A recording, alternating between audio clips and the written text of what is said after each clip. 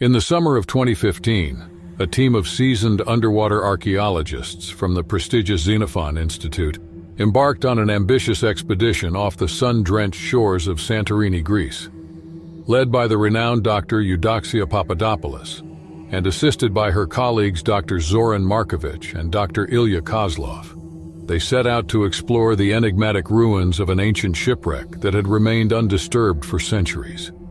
The wreck, believed to be a Roman merchant vessel from the 2nd century AD, was discovered the previous year during a routine seabed survey conducted by local fishermen. Intrigued by the potential historical significance of the find, the Xenophon Institute spent little time in assembling a team of experts to meticulously document and recover any artifacts that could shed light on the lives of those who sailed the Aegean Sea during the height of the Roman Empire. As the team's research vessel Poseidon's Trident approached the dive site, a palpable excitement filled the air. Dr. Papadopoulos, a seasoned veteran of countless underwater expeditions, briefed her colleagues on the dive plan. They would descend in pairs, with Eudoxia and Zoran comprising the first team, followed by Ilya and their junior archaeologist Phoebe Katsaros. The crystal-clear waters of the Aegean offered excellent visibility, and as the archaeologists descended, the intricate details of the wreck slowly came into view. The vessel had been remarkably well preserved, with its wooden hull and cargo hold primarily intact, save for a few breaches caused by the passage of time. As Eudoxia and Zoran began their meticulous documentation process, taking photographs and making careful notes on waterproof slates, they were oblivious to the presence of a silent observer, a massive great white shark that had taken up residence near the wreck. The shark, a formidable female measuring over 20 feet in length, had been drawn to the area by the abundance of fish and marine life that thrived among the underwater ruins. Her territory had remained undisturbed for years until the arrival of these strange visitors disrupted the delicate ecosystem she called home. At first, the shark kept her distance, content to observe the strange creatures that had invaded her domain. However, as the archaeologists continued their work, their movements and the bubbles they exhaled began to attract the attention of the smaller fish that served as her prey. Sensing an opportunity, the great white began to circle closer, her razor-sharp senses attuned to the slightest vibration in the water. Then Zoran noticed the ominous shadow lingering just beyond the periphery of their vision. Instantly recognizing the unmistakable silhouette of a giant shark, he signaled urgently to Eudoxia, and the two archaeologists immediately aborted their survey, retreating toward the safety of their dive boat. As they ascended, they caught a glimpse of the massive predator, her powerful tail propelling her effortlessly through the water. The team debated their next move on board the Poseidon's Trident. Abandoning the expedition was out of the question. The wreck held too much historical significance, and the Xenophon Institute had invested considerable resources into this endeavor. Undeterred, Eudoxia devised a daring plan. They would return to the wreck, but this time armed with a series of specialized deterrents to keep the shark at bay. Ilya and Phoebe would descend first, equipped with a powerful underwater speaker system emitting low-frequency sound waves known to deter sharks. Meanwhile, Eudoxia and Zoran would follow, carrying a potent shark repellent from a concentrated mixture of chemicals designed to overwhelm the shark's keen sense of smell. With their preparations complete, the archaeologists again entered the azure depths, their hearts pounding with anticipation and trepidation. As Ilya and Phoebe activated the sound system, the low, pulsating tones reverberated through the water, creating an invisible barrier around the wreck site. It seemed their plan had worked briefly, and the great white had been driven away. But just as the team began to relax, the unmistakable shadow appeared once more, larger and more menacing than before. Undeterred by the sound waves, the shark recognized the threat to her territory and was now thoroughly roused to defend it. With a powerful flick of her tail, she charged towards the wreck, her massive jaws agape and her rows of serrated teeth glinting in the filtered sunlight. Panic gripped the archaeologists as they scrambled to deploy the shark repellent, but the predator moved too quickly. She swept past Ilya and Phoebe in a blur of motion, her powerful tail striking Ilya's air tank and rupturing it with a sickening crack. As bubbles streamed from the ruptured tank, Ilya's eyes widened in terror. He had only a few precious minutes of air remaining. Without hesitation, Phoebe shared her regulator with her colleague, and the two began a frantic ascent towards the surface. Meanwhile, Eudoxia and Zoran found themselves trapped beneath the wreck, their path to the surface blocked by the enraged shark. With their air supplies rapidly dwindling, they realized that their only hope lay in seeking temporary refuge within the confines of the ancient ship itself. Carefully navigating the maze of sunken timbers and cargo holds, the two archaeologists found a relatively intact chamber that offered a brief respite from the circling predator. But as the minutes ticked by, their oxygen levels dropped perilously low, and the shark showed no signs of relenting. In a desperate gambit, Eudoxia retrieved a small waterproof case from her dive bag, a device she had brought along as a last resort. Inside was a potent electrical beauty designed to temporarily incapacitate more giant marine creatures without causing permanent harm. Bracing themselves, Eudoxia and Zoran emerged from their sanctuary. The beauty gripped tightly in Eudoxia's hand. As the great white charged once more, her massive bulk filling their field of vision, Eudoxia aimed and fired. The powerful electrical current lanced through the water, momentarily stunning the shark and causing her to veer off course. Seizing their opportunity, the two archaeologists made a mad dash for the surface, their lungs burning and their limbs leaden from exertion. Just as their air supplies reached critical levels, they broke through the surface, gasping for breath and clinging to the safety line that led back to Poseidon's trident. Ilya and Phoebe, having already been retrieved by the support crew, greeted them with a mixture of relief and awe at their harrowing escape. As the team recovered from their ordeal, they knew that their encounter with the great white shark had been a sobering reminder of nature's power and majesty. Though they had emerged victorious, they had also gained a newfound respect for the delicate balance beneath the waves. Later, the Xenophon Institute's team would make numerous groundbreaking discoveries within the wreck, shedding new light on the lives of those who had traversed the ancient trade routes of the Mediterranean. But for Eudoxia, Zoran, Ilya, and Phoebe, the true treasure they had unearthed was a deeper appreciation for the incredible resilience of life itself, and the knowledge that even in the face of adversity, the human spirit could prevail. It was a balmy summer afternoon in 2011, when Tyrim Wingarden and his lifelong friend Alicia Morhu set out on a kayaking adventure along the rugged coastline of New Zealand's Fiordland National Park. The two avid outdoorsmen had embarked on countless adventures together. Still, this excursion promised something extraordinary: the opportunity to explore the remote and largely untouched waterways of one of the world's most pristine wilderness areas. As their sleek kayaks cut through the glassy waters of Dusky Sound, the towering peaks of the Southern Alps loomed in the distance, their snow-capped summits reflecting brilliantly in the calm waters. Tyrim, a seasoned kayak guide, and Alicia, a marine biologist, had carefully planned their route, aiming to venture into the hidden coves and inlets that few had ever laid eyes upon. Hours ticked by as they paddled, the rhythmic strokes of their paddles and the gentle lapping of the waves against their hulls, the only sounds breaking the tranquil silence. Suddenly, a narrow opening in the rocky shoreline caught Tyrim's eye. A secluded cove, its entrance partially obscured by a curtain of cascading waterfalls.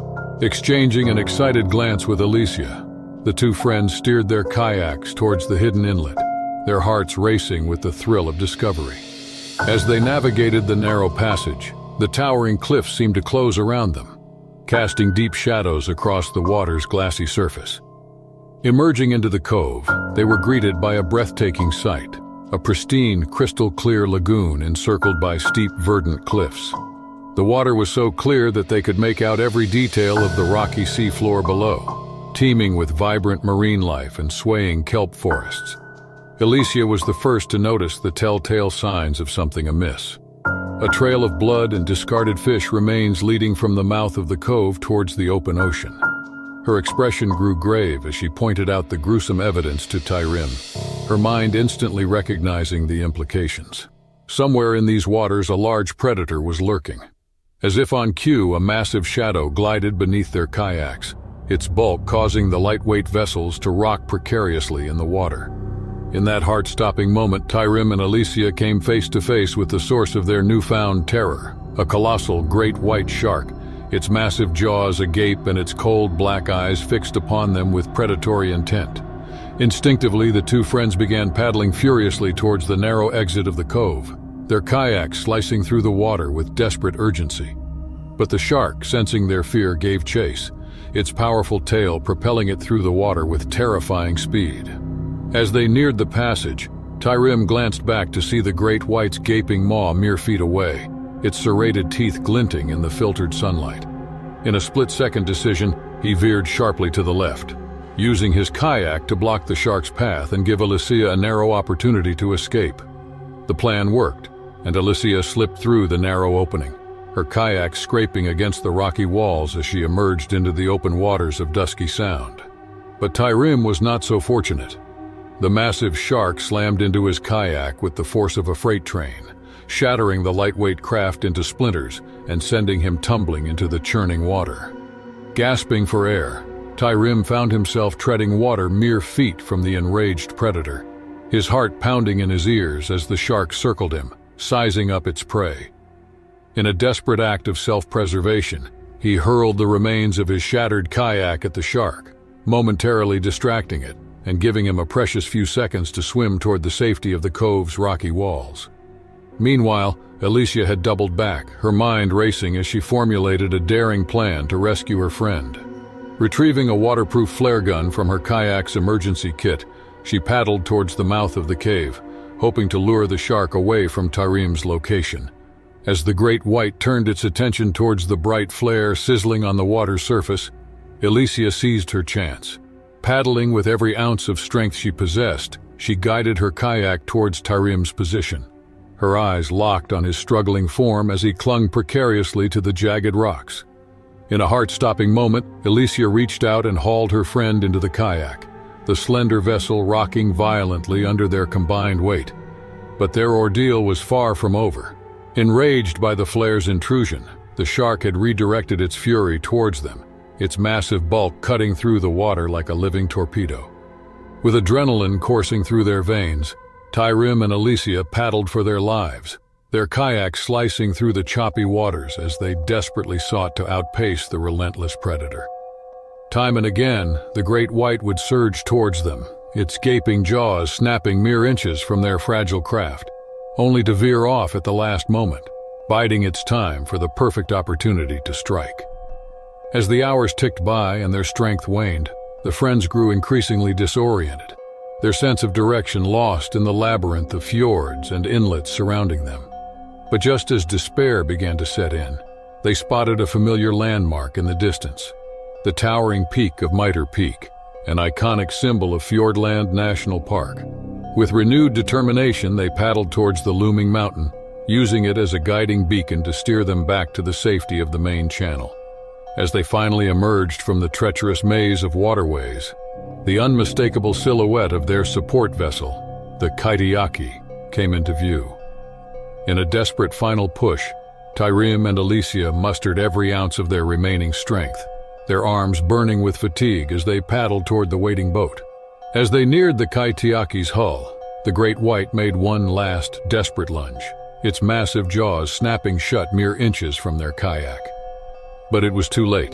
The Kaitiaki crew had witnessed the harrowing chase and swiftly hauled the battered adventurers aboard, leaving the enraged shark to circle the vessel. Its territorial rage slowly subsided as it realized the futility of its pursuit. Tyrim and Alicia's harrowing ordeal became a legend, a tale of survival and resilience in the face of nature's most fearsome predator. Their harrowing experience served as a sobering reminder of the delicate balance within the wilderness, and the profound respect that must be afforded to the creatures that call these wild places home.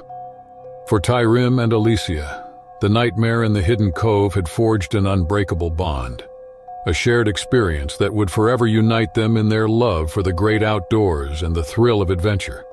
And though the memory of the great white's relentless pursuit would linger, it would only fuel their passion for exploration. For they knew that true adventure awaited those brave enough to seek it out in the heart of the wilderness. The year was 2007, and it was a picture-perfect summer day in the coastal town of Newport, Rhode Island. where the prestigious Brenton Cove Yacht Club hosted its annual sailing regatta. The event, a time-honored tradition among the city's elite, drew spectators and participants from across the country, eager to showcase their skills on the open waters of Narragansett Bay. Among the competitors was Soren Beaumont, a dashing and accomplished sailor whose family had been members of the Brenton Cove Yacht Club for generations. Soren's sleek sloop, the Zephyr, was a marvel of nautical engineering, its gleaming hull and billowing sails a testament to his meticulous attention to detail. A flotilla of spectator boats trailed behind the competitors as the race commenced. Their decks were filled with the town's most affluent residents, sipping champagne and cheering on their favored sailors. Among the onlookers were Valeska Wakefield, the club's esteemed commodore, and her husband Damien, a prominent businessman with a passion for sailing. The first few hours of the race unfolded without incident, the graceful yachts carving through the gentle swells as their skilled crews tacked and jibed in pursuit of the coveted trophy. However, the winds shifted as the day wore on, and a palpable sense of unease settled over the bay. It was during one of these sudden wind shifts that disaster struck.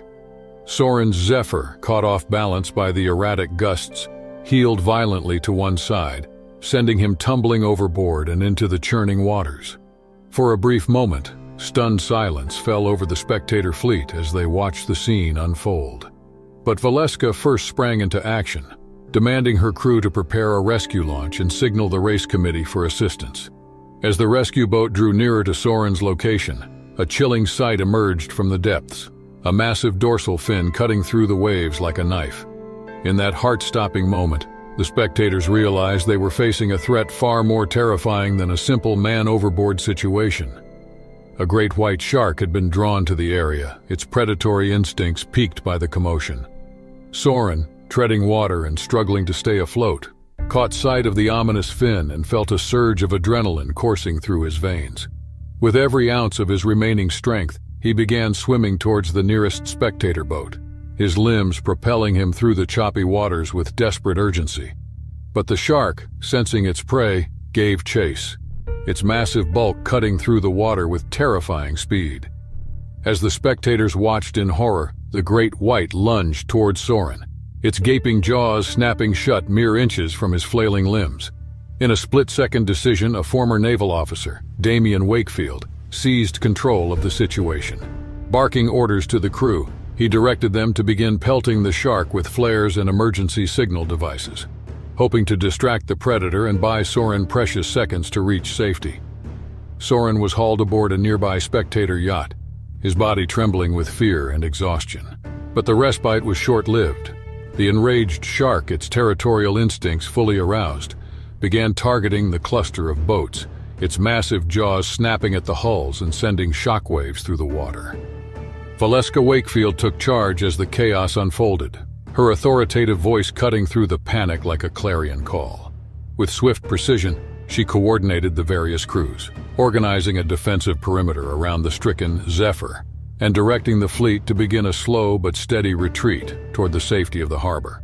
Time and again, the great white would surge towards the boats, its massive bulk causing the vessels to rock precariously in the water. But the combined efforts of the crews, armed with flares, horns, and makeshift deterrents, kept the predator at bay, allowing the fleet to inch ever closer to the sanctuary of the harbor. Later, the battered and weary group reached the safety of the Brenton Cove Yacht Club's docks. Soren, still shaken by his harrowing ordeal, was immediately whisked away to receive medical attention, while the spectators and crews gathered to recount the day's harrowing events. The attack became the subject of intense scrutiny and debate, with experts weighing in on the factors that may have drawn the great whites to the area. Some speculated that the commotion of the race, coupled with the presence of discarded bait and chum, had inadvertently attracted the shark's attention. For the members of the Brenton Cove Yacht Club, the incident served as a sobering reminder of the delicate balance between humanity and the natural world. While their passion for sailing remained undiminished, a newfound respect for nature's power and unpredictability had taken root. Soren Beaumont, his brush with death etched into his memory, found solace in the unwavering support of his fellow sailors and the resilience of the human spirit. And though the scars of his encounter would linger, both physical and emotional. He knew that the bonds forged in the face of adversity would endure long after the memory of the great white's terrifying visage had faded. It was a warm, humid night in late August 2008, when a group of 6 thrill-seekers decided to embark on a nighttime excursion through the murky swamps of Louisiana. The winding waterways of the Atchafalaya Basin, one of the last true wildernesses in the United States, beckoned them with the promise of excitement and adventure. The group consisted of 3 couples in their late 20s and early 30s, Scott and Emily Davis, Kyle and Jenna Thompson, and Brad and Samantha Mitchell. They were all adrenaline junkies, always on the hunt for the next heart-pounding experience to satiate their appetite for fear and risk. As they loaded their jet skis onto the trailers hitched to their trucks, excitement crackled in the air. Scott, the self-appointed ringleader of the group, couldn't contain his grin as he laid out the plan for the night. He informed his friends that they would be navigating deep into the maze-like bayou, far from the beaten path and the safety of civilization. Kyle and Brad exchanged nervous glances, but their girlfriends, Jenna and Samantha, were practically buzzing with anticipation at the prospect of something so deliciously dangerous. The Atchafalaya Basin, nestled in the heart of Louisiana's Acadiana region, was a true natural marvel. Stretching over nearly 1 million acres, it was the largest wetland and swamp area in the United States. A vast expanse of cypress tupelo forests, marshes, and winding waterways, teeming with an incredible diversity of plant and animal life. Unbeknownst to the thrill-seeking group, their nighttime excursion coincided with recent heavy rainstorms and flooding events that had inundated the basin. The swollen waters had displaced countless creatures from their natural habitats, including one particularly fearsome predator, a massive bull shark that had made its way upriver from the Gulf of Mexico. As darkness fell, the group launched their jet skis into the inky black waters of the bayou, the powerful engines shattering the stillness of the swamp. Scott took the lead, his jet ski's headlight cutting a narrow path through the gloom as they ventured deeper and deeper into the labyrinth of waterways. They raced through the narrow channels, dodging low-hanging branches and startling flocks of herons into frantic flight. The adrenaline coursed through their veins, fueling their reckless abandon as they executed daring turns and jumps, whooping and hollering into the night. Little did they know their antics had not gone unnoticed by the apex predator lurking just below the surface. The bull shark, an assertive and aggressive species known for its ability to traverse both saltwater and freshwater environments, was drawn by the vibrations of the jet ski's engines. Its cold, black eyes locked onto the lead vessel, tracking Scott's movements with lethal precision. Deeper and deeper into the bayou they plunged, the cypress trees closing around them like sentries guarding the swamp's ancient secrets. The air was thick and oppressive, heavy with the sense of stagnant water and decaying vegetation. Then, disaster struck as they rounded a sharp bend in the waterway. With a powerful surge, the bull shark launched itself from the murky depths, its enormous jaws agape and its sights set squarely on Scott's jet ski. Time seemed to slow as the massive predator collided with the vessel, its mighty jaws clamping down on the hull with bone-crushing force. The impact was catastrophic, sending Scott tumbling from the jet ski and into the black water. His friends watched in horror as the shark thrashed violently, tearing the jet ski with immense strength. The once powerful machine was reduced to a mangled mess of twisted metal and shredded fiberglass in seconds. Scott surfaced, his face a mask of sheer terror as he desperately tried to distance himself from the raging shark. The others, paralyzed by shock and fear, could only watch helplessly as the bull shark turned its sights on Scott, its cold, dead eyes locking onto its prey. The shark closed the distance with frightening speed, its powerful tail propelling it quickly through the water. Just as it seemed all hope was lost, Kyle sprang into action. He gunned his jet ski's engine, cutting a wide arc through the water and positioning himself between Scott and the oncoming predator. The shark, momentarily confused by this new threat, veered off course, giving Scott a precious few seconds to escape. Kyle shouted at Scott to swim and get to the shore. Scott began kicking furiously without hesitation, his powerful strokes propelling him toward the nearest bank. Behind him, he could hear the shark's jaws snapping shut, missing Kyle's jet ski by mere inches. The others quickly followed suit, abandoning their jet skis and striking out for the relative safety of solid ground. The shark's predatory instincts in full force seemed torn between pursuing its original target and dealing with these new fleeing prey. With a sudden surge that sent ripples through the water, the massive predator decided to hunt them all.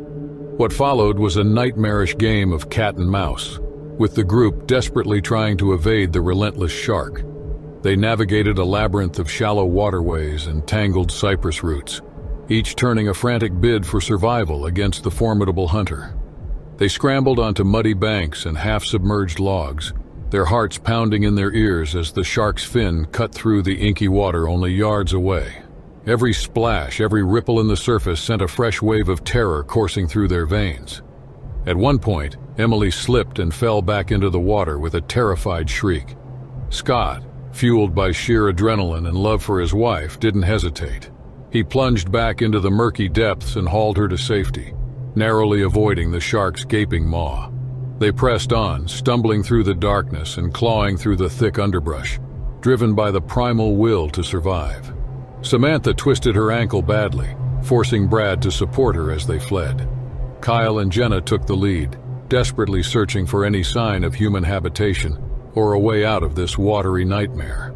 Just when it seemed their strength was about to give out, they spotted a flickering light in the distance, a campfire burning on the banks of a more expansive waterway. With renewed vigor, they pushed forward, their sodden clothes weighing them down, but their spirits buoyed by the promise of rescue. As they stumbled into the small clearing, they were greeted by a group of startled campers, a family of 4 who had been peacefully enjoying a night in the swamp before the bloodied, terrified group burst onto the scene. Kyle conveyed the dire situation through ragged gasps. A massive shark was hunting them in the bayou. At first, the campers thought it was some sort of prank or twisted joke. But when the unmistakable shape of the bull shark's fin broke the surface of the water nearby, the cold realization set in.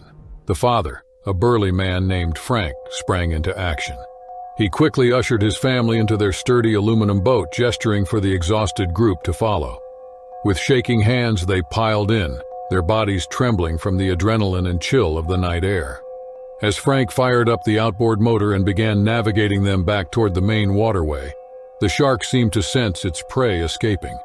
With a burst of speed, it closed the distance, its vast jaws snapping and thrashing through the water. Frank pushed the small boat to its limits, the engine whining in protest as he tried to outrun the determined predator. But the shark was relentless, slowly gaining ground with each mighty sweep of its tail. In a last, desperate act, Scott grabbed the only weapon at hand, a small hatchet that Frank kept in the boat for chopping firewood. With a guttural yell, he flung the hatchet towards the oncoming shark, the blade spinning end over end through the air. By sheer chance or divine intervention, the hatchet found its mark, burying itself in the shark's nose mere inches from its beady black eyes. The massive beast let out a pained bellow, thrashing and rolling in the water as it tried to dislodge the offending blade. As brief as it was, the diversion provided the opening Frank needed. He opened the throttle and the little boat surged forward, rapidly pulling away from the injured, maddened shark. They didn't stop until they had reached the main channel of the bayou, putting as much distance as possible between themselves and the swamp that had nearly become their watery grave. The total weight of their harrowing ordeal settled in as the adrenaline finally wore off. Shaken and exhausted, they returned to the launch point, collapsing on the muddy bank while waiting for the local authorities to arrive. Police and wildlife officials soon swarmed the area, their radios crackling with concern over reports of a bull shark freely roaming the flooded waterways. One by one, the group recounted their terrifying encounter with the apex predator, wild tales of jet skis being torn apart and a violent chase through the swamplands. At first, the officials were skeptical, dismissing it as an adrenaline-fueled exaggeration. But the haunted look in their eyes and the tattered remains of the mangled jet ski told a different story. In the following days and weeks, a massive search and capture operation was launched to locate and remove the rogue shark before it could claim any more victims. The waterways were temporarily closed to all recreational activity, as teams of wildlife experts meticulously combed the maze-like bayous. Eventually, nearly 2 months after that fateful night, the bull shark was located and dispatched by a harpoon team. The massive creature, over 12 feet long and weighing nearly 1,000 pounds, was an ancient beast, covered in scars and bearing horrific injuries from its altercation with the jet skiers. For the 6 friends who had stared death in the face that night, the experience was seared into their memories forever. What had started as a reckless quest for thrills had turned into a primal fight for survival against one of nature's most fearsome predators. In the aftermath, they emerged with a profound respect for the unbridled power of the wilderness and the fragile line between life and death when one is ill-prepared to face it. Their adrenaline-seeking days were behind them, replaced with a newfound appreciation for nature's delicate balance. As for the bayous of Louisiana, the dark waters once again ran still and inscrutable. Ancient secrets kept hushed until the next unfortunate soul dared to upset the murky depths. This is a reminder that in the eternal dance between predator and prey, even the hunters can quickly become the hunted when the primal rhythm goes awry. It was the summer of 2009, and the crystal-clear waters of the Hawaiian archipelago beckoned to thrill-seekers from around the globe. Among them was a group of adventurers, Tyler Davis, Stella Nguyen, Alex Thompson, and Jenna Roberts, led by seasoned tour guide Kai Kealoha, who had embarked on an adrenaline-fueled jet ski excursion through the remote islands. As they navigated the pristine waters, weaving between towering sea stacks and cascading waterfalls, the group couldn't help but marvel at the raw beauty surrounding them. Kai, a native Hawaiian with a deep respect for the ocean, regaled them with tales of the island's rich history and the importance of preserving their natural wonders. Little did they know, however, that they were about to become unwitting participants in a confrontation with one of nature's most formidable predators. This remarkable white shark had been drawn to the area by the commotion of their high-speed jet skis. The first sign of trouble came in a massive swell, a towering wall of water that seemed to rise from the depths like a liquid behemoth. Kai, his instincts honed by years of experience, immediately recognized the danger and signaled for the group to brace themselves. As the jet skis crested the wave's peak, the riders were treated to a breathtaking view, a panoramic expanse of azure blue stretching as far as the eye could see. But their moment of awe was short-lived, for it was at that precise moment that the great white chose to strike. With a thunderous crash, the shark erupted from the depths, its massive jaws agape and its powerful tail slicing through the water like a scythe.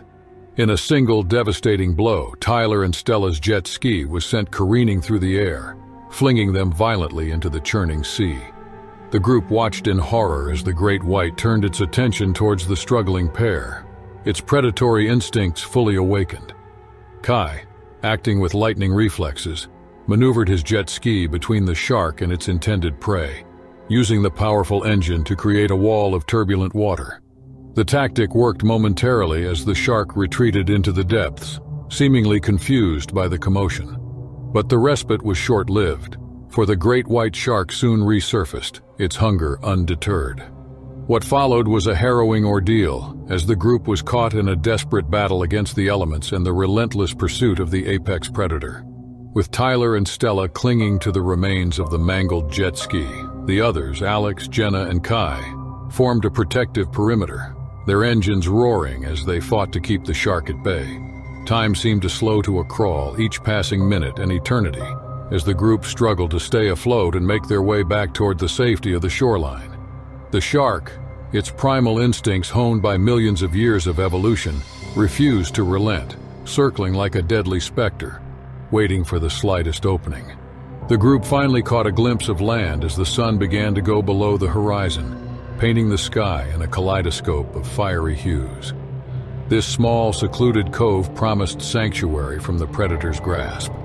With a final burst of adrenaline-fueled determination, they pushed their jet skis to the limit, the engines screaming in protest as they raced toward the safety of the shore. Ultimately, the sheer force of their collective will carried them through, as they dragged themselves onto the sandy beach, battered and exhausted, but alive.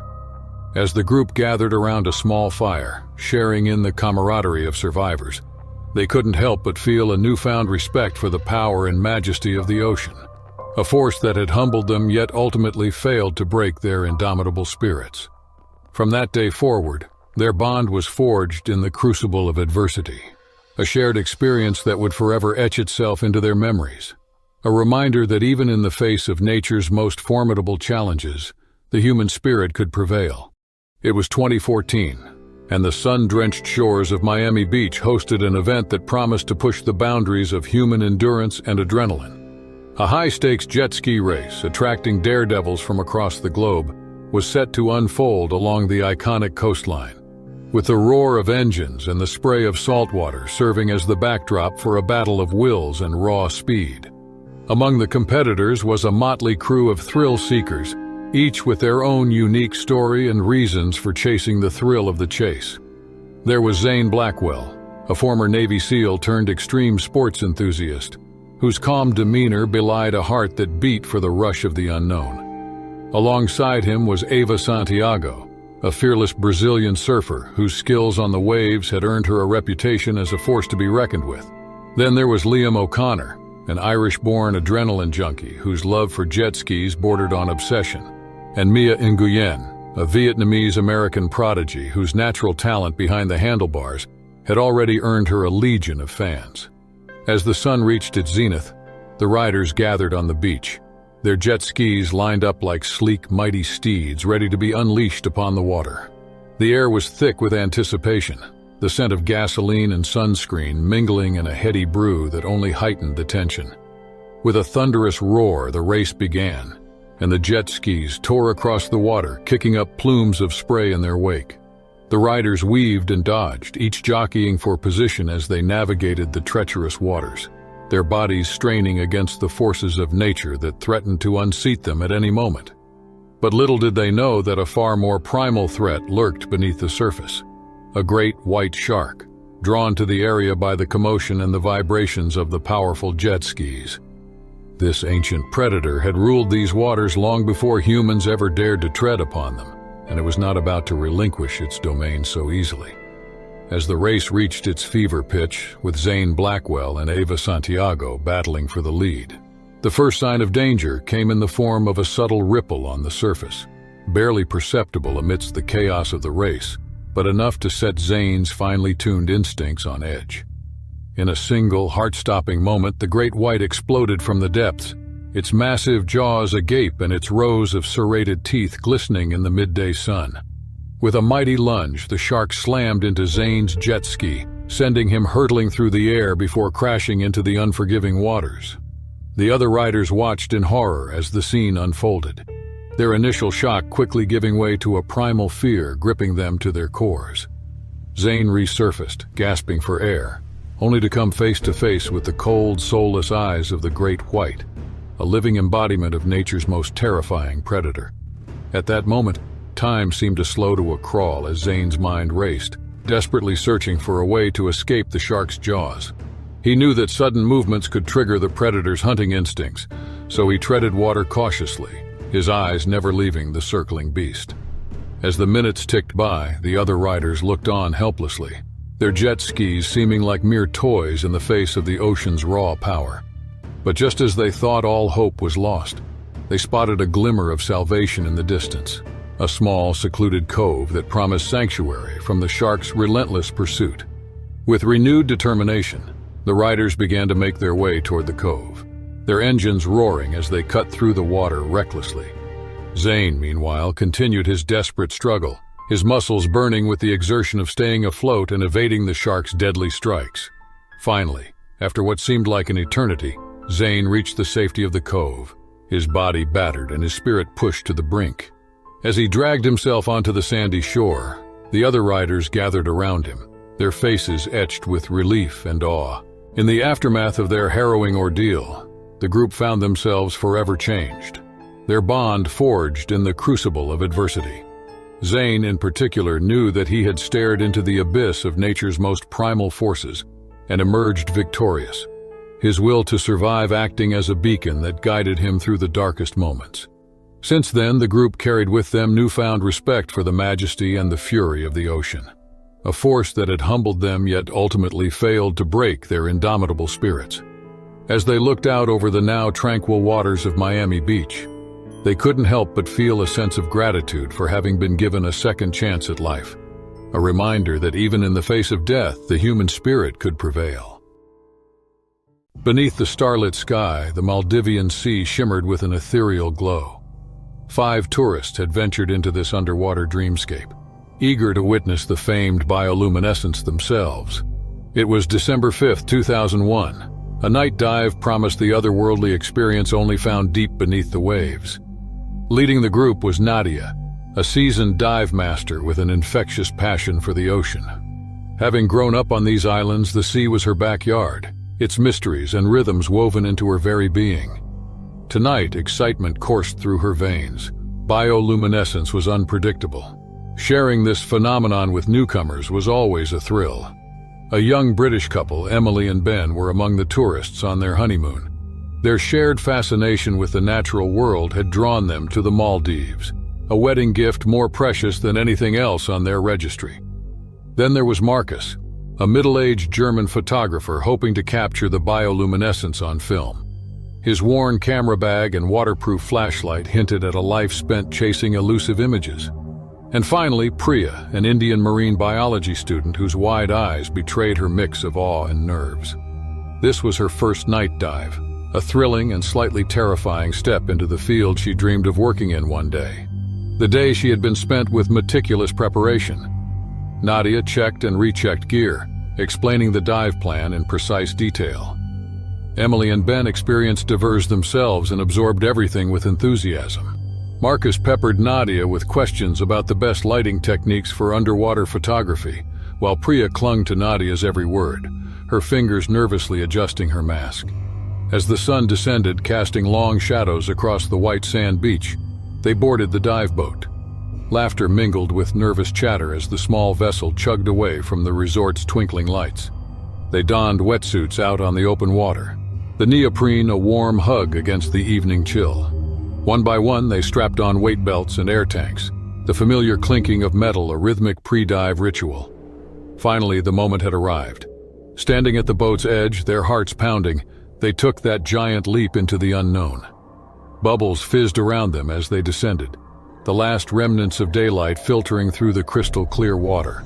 With a flick of a switch, Nadia turned on her dive light. Specks of blue swirled in the beam, an electrifying display of nature's magic. The group gasped in unison, mesmerized by the underwater fireworks. They followed Nadia, more bottomless, their movements stirring more vibrant bursts of light. Emily and Ben reached out, hands brushing amidst the glittering clouds. This was a moment they'd treasure forever. They didn't know that the bioluminescence had attracted more than just wonderstruck humans. Tiger sharks, known to prowl these waters, honed in on the disturbance.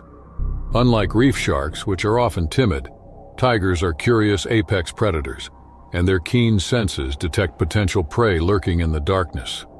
A surge of panic ripped through Nadia as the truth dawned on her. Those weren't just curious sharks, they were hunting. One in particular, bolder than the rest, accelerated towards the group. Nadia reacted instinctively, shoving Priya and Marcus further behind her while she flailed her dive light in the approaching shark's direction. For a split second, it seemed startled, then attacked again with renewed aggression. Instinct took over. Nadia charged the tiger head-on, a desperate attempt to scare it off. Its razor-lined mouth gaped open inches from her outstretched hand, then a solid thud. The shark veered sideways, its momentum thrown off course. Armed with his camera pole, Ben had jabbed the shark forcefully on its sensitive snout. Seeing her husband's bravery, Emily frantically signaled to the others to start their emergency ascent. They kicked furiously upwards, the bioluminescence a swirling cloud of light around them, like a shroud painting them as targets. The sharks, momentarily disoriented, circled beneath, their movements growing more agitated. One peeled off from the others and shot upwards with alarming speed. Its target was Priya, lagging slightly behind. Nadia screamed, an underwater cry muffled by her regulator. But there was no time to react. The shark lunged and Priya disappeared in a swirl of sand and dark blood. Terror turned to rage. Nadia, Ben, and Marcus reached the surface, gasping for breath. Emily, however, was nowhere to be found. Panic threatened to overwhelm them, the boat a distant speck against the vast night sea. and beneath the waves, shadows moved. Nadia forced herself back underwater, her eyes scanning desperately for any sign of Emily. Then she saw her. Emily was entangled in a discarded fishing net, the tiger shark circling with predatory intent. It lunged, and Emily thrashed helplessly against the nylon trap. With a surge of adrenaline, Nadia swam towards her friend, dive knife drawn. In the frantic fight that followed, time seemed to distort. She slashed at the shark and at the net, Emily's wide eyes mirroring her terror. Finally, with a desperate swipe, the net tore. Kicking with all their might, Nadia and Emily surfaced, dragging each other to the boat like debris after a shipwreck. Hauling themselves aboard, they collapsed on the deck, sobs mixing with the frantic explanations for the horrified boat crew. Still in a frenzy from the hunt, the tiger sharks seemed reluctant to give up their prey. They circled the boat, their fins slicing through the moonlit water. It took an agonizing hour, the crew flashing emergency strobes and making as much noise as possible, before the sharks finally disappeared into darkness. The aftermath was a numb blur. The Coast Guard arrived, their questions jarring. Marcus sat hunched over, his precious camera abandoned beside him. Ben held Emily, both shaking uncontrollably. Nadia, bruised and aching, was a shell of her former self. Guilt gnawed at her. She should have seen the signs and aborted the dive earlier. Yet she also knew the unpredictable savagery of the ocean. Sometimes nature played by its own rules, and humans were merely pawns in the struggle for survival. As dawn broke, painting the sky in streaks of soft pink, the rescue vessel chugged back into port. Priya's body was never recovered. The bioluminescence had faded, leaving behind only the harsh light of day and the unbearable reality of a dream holiday turned nightmare. For the survivors, the sea would never hold the same magic again. Haunted by the shadows in the depths, they were forever marked by the night the ocean bared its teeth. The early morning light shimmered on the Pacific Ocean, turning the waves off Maui's northern coast into molten gold. 5 surfers bobbed on their boards, waiting for the perfect set. It was January 10th, 2005, and the thrill of an early swell had pulled them out of bed hours ago. Among them was Kai, a Hawaiian native who'd grown up riding these waves. Surfing was his religion, the ocean his sanctuary. His days revolved around the tide charts, and nothing beat the rush of dropping into a glassy barrel. Today he was joined by his best friend, Jake, a mainland transplant with an infectious enthusiasm for all things surf-related. Emily, Jake's girlfriend, was just a little behind in skill. Her competitive spirit pushed her to try boulder maneuvers. Rounding out the crew were 2 seasoned local surfers, Tomas and Makoa, whose deep-set eyes scanned the horizon with the quiet alertness of men intimately familiar with the sea's unpredictable moods. The morning started with laughter and friendly competition. They took turns riding the waves, whooping in appreciation of each other's skills.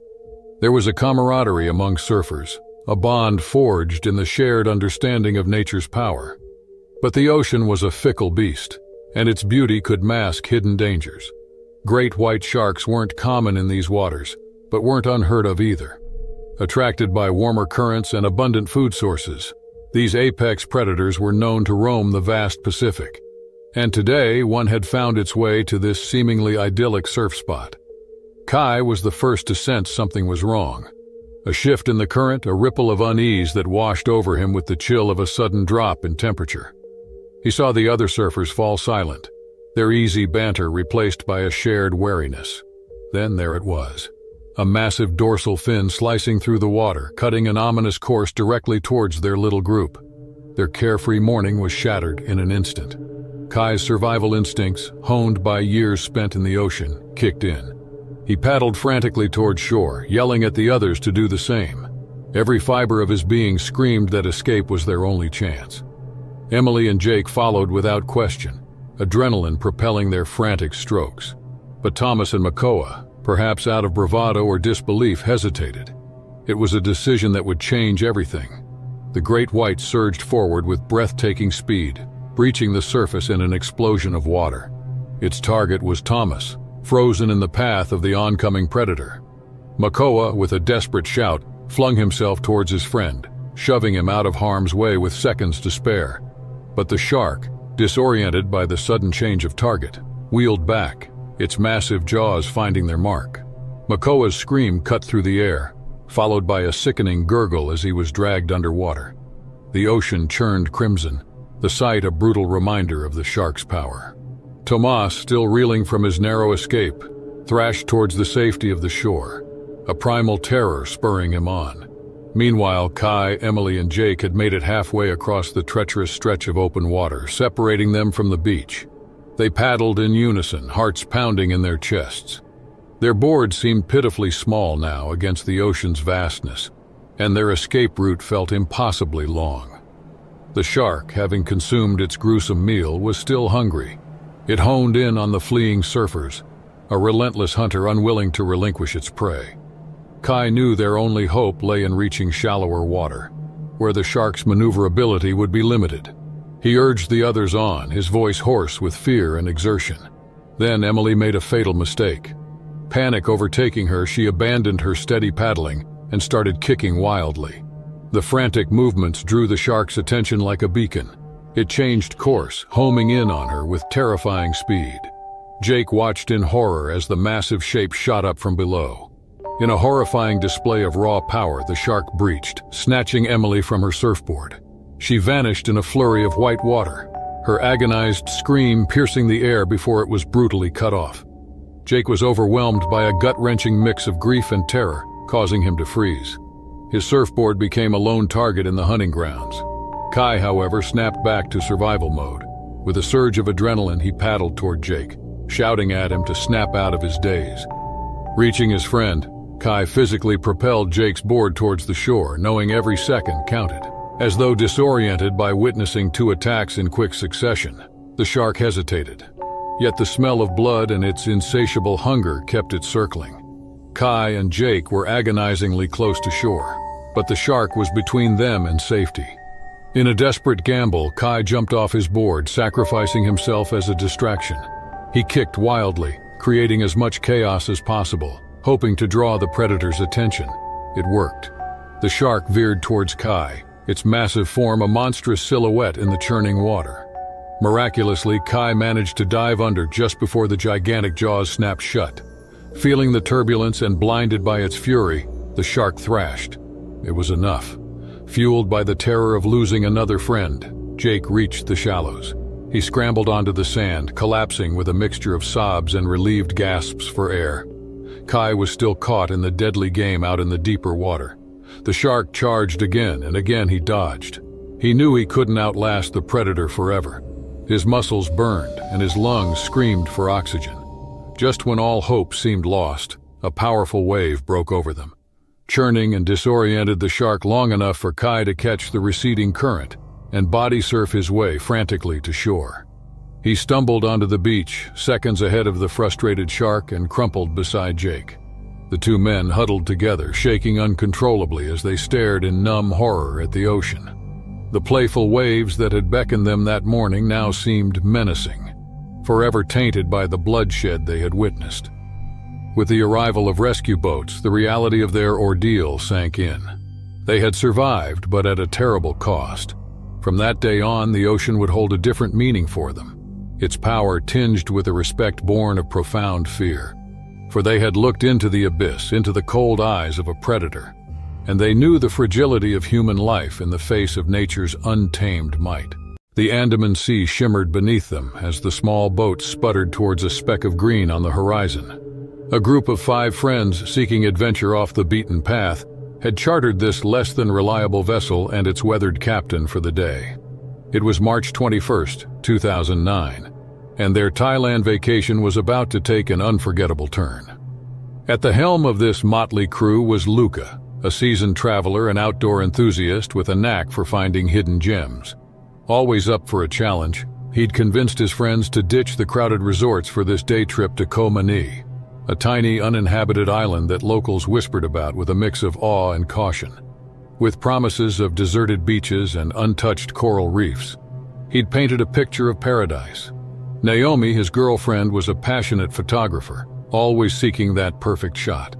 Then came Drake and Pamela, a British couple on their honeymoon, who'd struck up a friendship with Luca and Naomi while exploring Phuket's bustling markets. And finally, there was Andrea Ahrens, a marine biologist whose infectious enthusiasm about the ocean world had sparked their interest in this trip. Their morning had been idyllic. After a bumpy ride, they'd reached the island to find it lived up to its reputation. The beach was a crescent of pristine sand, the water dazzlingly clear. They'd spent hours swimming, building sandcastles with childlike glee and taking endless photos. Andrea had meticulously documented the colorful marine life while snorkeling on the reef, his face alight with discovery. It was early afternoon when Luca made a suggestion. He'd spotted a series of narrow inlets winding through the island's dense interior, like veins of turquoise water disappearing into the green. Curiosity piqued, and the friends agreed to explore. They clambered back on the creaky boat, venturing into the labyrinth. The further they went, the more the atmosphere changed. The mangroves closed in, their tangled roots obscuring the sunlight. The air grew heavy, almost stifling. At the helm, Luca had to navigate increasingly narrow passages, wincing with each scrape against the unforgiving vegetation. Then Andrea spotted something unsettling. Shapes flickered beneath the boat, darting in and out of the murky depths. Sharks. Luca had read that bull sharks were known to frequent these waters, drawn by the abundance of fish in the mangroves. Yet the thrill of discovery had outweighed caution. Seeing the powerful silhouettes circling their tiny vessel, their excitement turned to unease. The sense of foreboding grew heavier as they navigated the mangrove maze. Luca killed the engine, the sputtering replaced by an ominous silence broken only by the dripping of water and their increasingly anxious breathing. The sharks, seemingly sensing their vulnerability, grew bolder. One huge bull shark bumped the hull, sending a tremor through the boat. Panic crackled in the air, the friends huddling closer for a semblance of safety. Suddenly the boat lurched violently, throwing them off balance. The bull shark had rammed the side, its jaws snapping open in an unsuccessful attempt to overturn their craft. Terror fueled their movements as they frantically righted the boat, their hearts pounding against their ribs. Realization dawned: they were trapped. These channels were too shallow for the sharks to attack fully, but their retreat was cut off. It was a matter of time before the sharks' persistence or their carelessness led to disaster.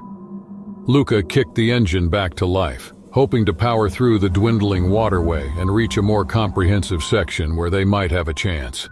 The boat lurched forward, then ground to a halt, wedged against an unseen submerged root. They were stuck. Before they could react, the bull shark seized their opportunity. With a jarring impact, one slammed into the stern, cracking the fiberglass. Water rushed in, and the boat started to listen sickeningly. There was no time for deliberation.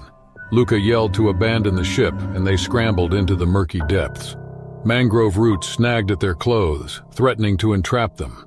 But the terror of the circling sharks propelled them further into the underwater labyrinth. Emerging into a slightly larger clearing, they gasped for breath. Drake pulled Pamela, a weak swimmer, onto a cluster of exposed roots while the rest treaded water. They scanned the channels desperately, but the boat had sunk, leaving no trace of their presence. Despair washed over them. They were isolated in this predator-infested maze. Luca, battling rising panic, tried to reason through their options. Swimming back towards the open ocean was a death sentence. He forced his mind to focus, drawing on all his survival knowledge. If they could reach higher ground in the island's interior, they could signal a passing boat or at least gain a better vantage point. The water around them churned ominously.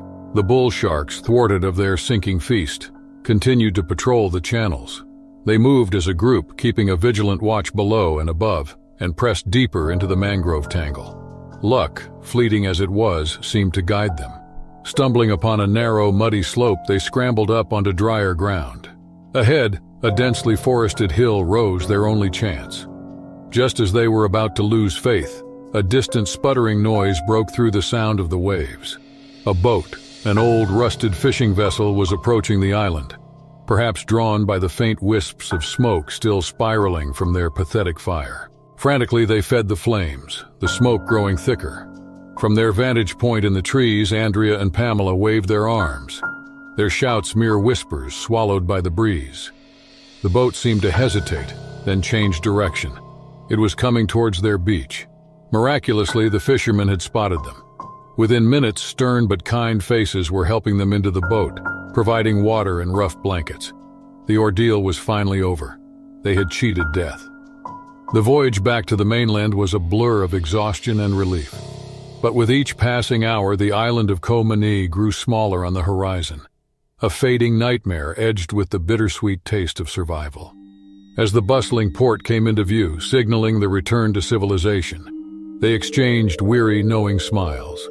They'd faced the abyss and emerged unbroken, forever bonded by their shared trauma. The ocean would never again be a place of carefree joy.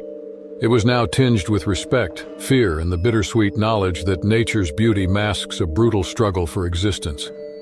The Radcliffe family's beach day had started like any other sunny July morning in Santa Cruz, California, in 2012. Thomas Radcliffe had been taking his son Shane, 14, to the public beaches along Monterey Bay every summer since Shane was a toddler. They loved the ocean, building sandcastles, playing frisbee, and soaking up the warm coastal sunshine. The weather was perfect this Thursday, sunny, 75 degrees with a light ocean breeze. The Radcliffes arrived at Monterey State Beach around 10 a.m. and began setting up their spot. Shane buried himself in the sand while Thomas fired up the portable grill for lunch. After 2 hours of playing in the waves and tanning, they ate burgers and hot dogs. Shane begged to go back into the ocean to body surf. Thomas cautioned him to stay near the shore and get out if the waves got too big, or he saw any marine life more considerable than a seagull. Shane agreed and ran towards the gently crashing waves around 50 yards away. The afternoon proceeded, usually for a while, with Shane laughing and splashing in the shallows. Around 2 p.m., a commotion started happening at the lifeguard stand. The lifeguards began surveying the waters with binoculars, blowing whistles, and broadcasting evacuation messages over megaphones. They were ordering everyone out of the water immediately. Feeling a sense of dread, Thomas took off running towards the water's edge, shouting over his shoulder for Shane to swim back to him right away. Before Shane could react, a piercing scream rang out from further out in the water where a girl was body surfing. A giant shark fin and thrashing appeared near her. One of the lifeguards shouted there was a shark attack in progress. Shane froze in panic, but Thomas bellowed for him to swim towards him as fast as he could. As Shane started moving, an enormous great white shark erupted from the water between them, its gaping jaws clamping down on Shane's leg. Shane screamed in pain and terror as the shark violently whipped him through the bloody surf.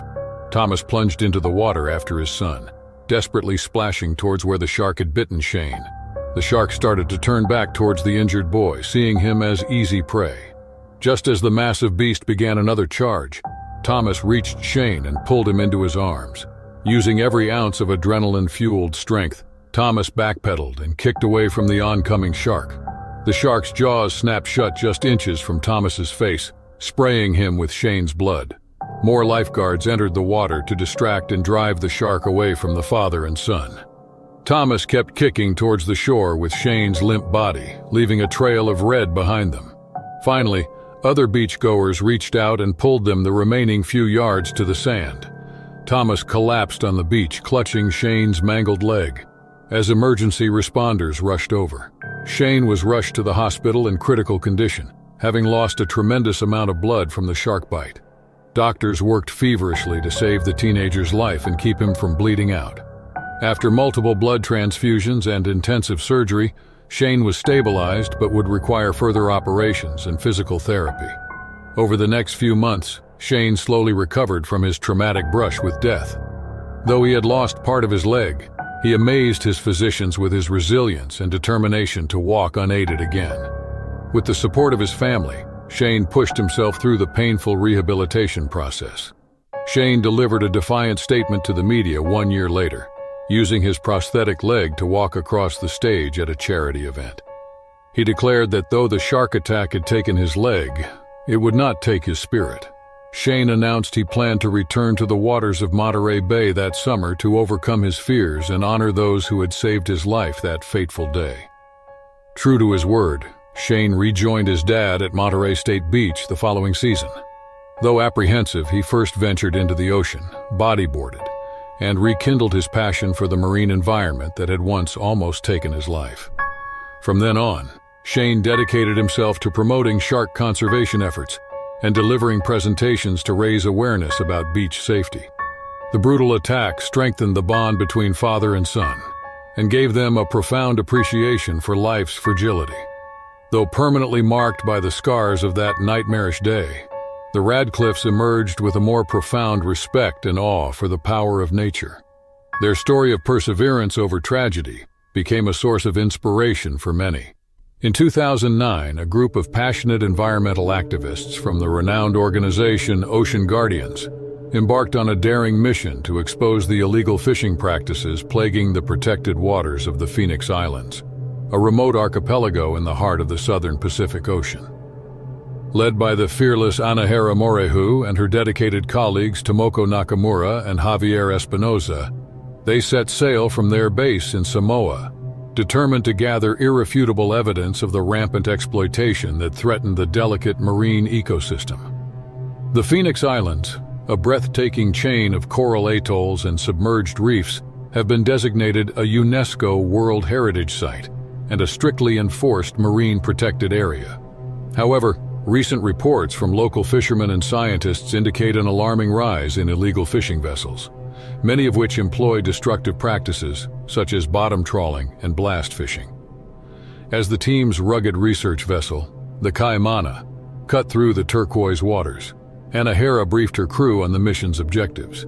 They would conduct covert surveillance operations, utilizing state-of-the-art underwater drones and camera equipment to document illegal fishing activities.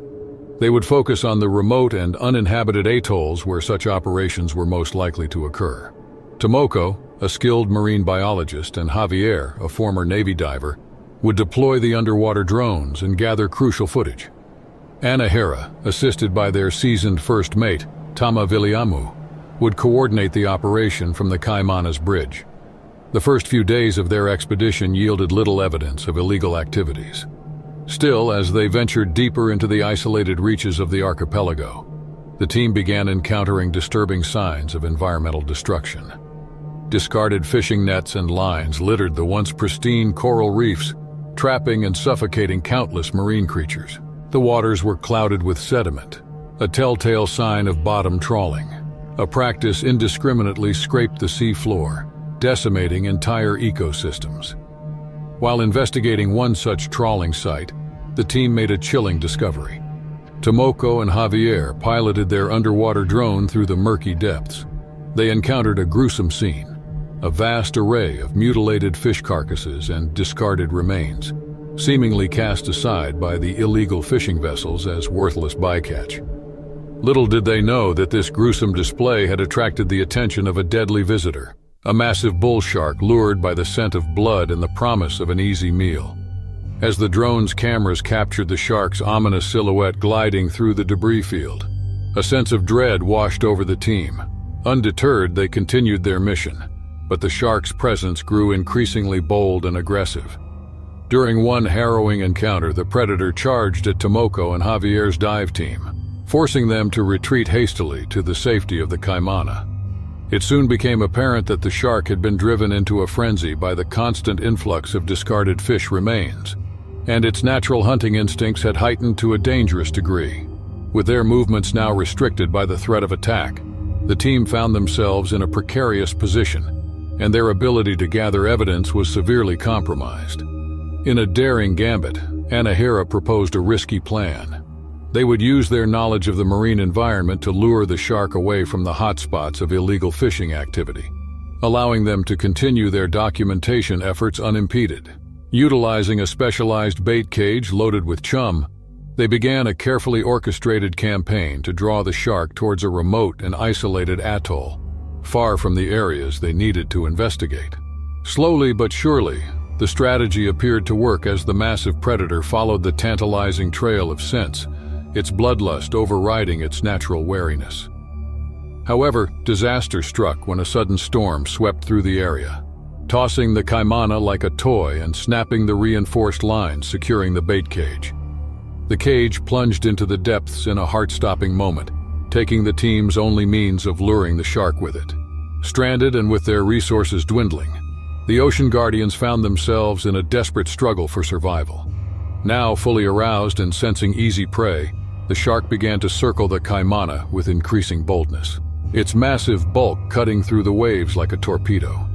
In a last-ditch effort, Anahara and her team devised a daring plan to repel the shark, using a combination of underwater flares and a high-frequency acoustic deterrent system. A tense silence fell over the vessel as Tomoko and Javier suited up again, preparing to deploy the deterrents. With a thunderous splash, the shark breached the surface, its gaping maw and rows of serrated teeth terrifying. Undaunted, Tomoko and Javier executed their plan precisely, detonating the flares and activating the acoustic system in a blinding display of light and sound. It seemed their gambit had failed for a moment, but miraculously, the shark veered off course, disoriented and confused by the overwhelming sensory onslaught. Seizing their opportunity, the team swiftly retrieved their colleagues and retreated from the atoll, their hearts pounding with relief and exhilaration. In the following weeks, the Ocean Guardian's daring mission yielded a treasure trove of evidence, including stunning footage of illegal fishing vessels in action and heartbreaking scenes of environmental devastation. Armed with this irrefutable proof, they launched a global awareness campaign, partnering with governments and international organizations to crack down on the lawless exploitation of the Phoenix Islands' fragile marine ecosystem. Their efforts paid off handsomely, with several primary fishing operations being shuttered and severe penalties imposed on those found guilty of illegal activities. Moreover, their harrowing encounter with the bull shark served as a sobering reminder of the delicate balance within the ocean's depths and the profound impact human actions could have on even the most fearsome predators. The Phoenix Islands mission was a defining moment, a testament to the power of courage, perseverance, and unwavering commitment to protecting the natural world. As they looked towards the future, they knew their work was far from over. Still, they were bolstered by the knowledge that those who fought for the planet's preservation could emerge victorious, despite seemingly insurmountable odds. The year was 2013, and a group of intrepid urban explorers had set their sights on an irresistible new target: Ely's Point Lighthouse. This abandoned and decrepit structure stood sentinel over the treacherous waters of Cape Cod, Massachusetts. Led by the fearless Xavion Blackwell and his daring companions, Kelsey Wyndham and Mikael Sorensen, the trio was determined to uncover the secrets behind the lighthouse's crumbling facade. Ely's Point Lighthouse had a storied and often tragic history. It guided countless ships through the dangerous shoals and sandbars that dotted the Cape's coastline for over a century. However, with modern navigation technologies, the lighthouse fell into disrepair and was eventually decommissioned, left to the mercy of the relentless ocean winds and waves. As their boat drew closer to the isolated outcrop upon which the lighthouse stood, Xavion briefed his team on the plan. They would first explore the underwater base of the structure, utilizing their scuba gear to document any artifacts or architectural features that lay submerged beneath the churning waters. Once that task was complete, they would ascend to the lighthouse, braving the precarious exterior to access the interior and capture footage of its decaying interior. With eager anticipation, the trio donned their diving gear and slipped beneath the surface, their powerful underwater lights cutting through the murky depths like ethereal beacons. As they descended towards the lighthouse's base, a sense of awe washed over them. The structure's massive granite blocks, encrusted with barnacles and swaying kelp fronds, seemed to stretch endlessly towards the seafloor. A skilled underwater photographer, Kelsey eagerly began capturing images of the intricate stonework, her camera lens drawn to the elaborate carvings and details that the relentless tides had obscured for decades. Ever the historian, Mikael meticulously documented any artifacts or remnants they encountered, his keen eye picking out the subtlest clues that could shed light on the lighthouse's forgotten past. During one of their exploratory sweeps, Xavion noticed something amiss. A trail of blood and discarded fish remains leading from the depths toward the lighthouse's base. His brow furrowed with concern as he signaled to his teammates, and they quickly regrouped, their earlier enthusiasm tempered by a sense of unease. As if summoned by their growing trepidation, a massive shadow emerged from the gloom, its colossal bulk dwarfing their slender forms. In that heart-stopping moment, they came face to face with the source of their newfound terror, a massive great white shark, its cold black eyes fixed upon them with predatory intent. Instinctively, the trio began swimming towards the nearest visible exit, a narrow stonework gap leading to the surface. But the shark, sensing their fear, gave chase, its powerful tail propelling it through the water with terrifying speed. Kelsey was the first to reach the opening, her slender frame slipping through the gap with mere inches to spare. Mikhail followed close behind, his bulky frame scraping against the jagged edges of the stone as he hauled himself towards the surface. But Xavion was not so fortunate. Just as he neared the opening, the great white lunged, its massive jaws snapping shut mere inches from his legs. In a desperate act of self-preservation, he hurled his dive knife at the shark, momentarily distracting it and giving him precious seconds to swim toward the safety of the lighthouse's base. As Xavion broke the surface, gasping for air, he was greeted by the frantic cries of his teammates. Kelsey and Mikhail had managed to clamber onto the narrow ledge that encircled the lighthouse's base, their faces etched with fear and concern. But their ordeal was far from over. The enraged shark had followed Xavion to the surface and was now circling the structure, its massive bulk cutting through the waves like a living torpedo.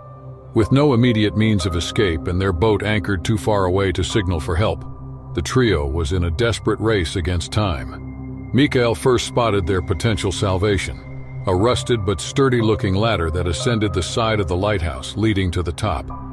With renewed determination, the three friends began the treacherous climb, their hands and feet finding purchase on the weathered rungs as they inched their way upwards. Time and again, the great white would surge towards them, its gaping jaws snapping at their dangling limbs, only to be thwarted by the unyielding granite walls of the lighthouse. But with each passing minute, their strength waned, their muscles burning with fatigue as they hauled themselves higher and higher. Finally, as the sun began to lay below the horizon, they reached the top of the lighthouse, their bodies battered and bruised, but their spirits soaring with triumph. They could see their boat bobbing in the distance from their elevated vantage point, their crew blissfully unaware of the harrowing ordeal that had unfolded. Thinking quickly, Xavion retrieved a flare gun from his pack and fired a brilliant crimson flare into the fading light, the signal piercing the gathering darkness like a beacon of hope. Their crew spotted the distress signal within minutes and rapidly closed in on their position. As the boat drew near, the great white made one final desperate lunge towards the lighthouse, its massive jaws snapping shut mere feet from where the trio huddled. But it was too late. Their crew had witnessed the shark's attack. The great white swiftly hauled the battered explorers aboard, leaving the enraged predator to circle the lighthouse's base, its territorial rage slowly subsiding as it realized the futility of its pursuit. In the following days, Xavion, Kelsey, and Mikhail's harrowing ordeal became the stuff of legend, a tale of survival and resilience in the face of nature's most fearsome predator. Their harrowing experience served as a sobering reminder of the delicate balance within the natural world, and the profound respect that must be afforded to the creatures that call these wild places home. The ordeal at Eli's Point Lighthouse had forged an unbreakable bond, a shared experience that would forever unite them in their love for urban exploration and the thrill of discovery. Though the memory of the great white's relentless pursuit would linger, it would only fuel their passion for adventure, for they knew that in the heart of the unknown, true wonder awaited those brave enough to seek it out. In the azure waters off the coast of Australia, a lone jet skier ventured into the open ocean, seeking adventure and adrenaline. It was a sunny afternoon in late November 2013 when Mark Jamieson decided to take his brand new jet ski out for a solitary spin off the shores of Perth. The adrenaline junkie had been eagerly anticipating this day for weeks, practically vibrating with excitement to test the limits of the powerful machine's capabilities on the open waters.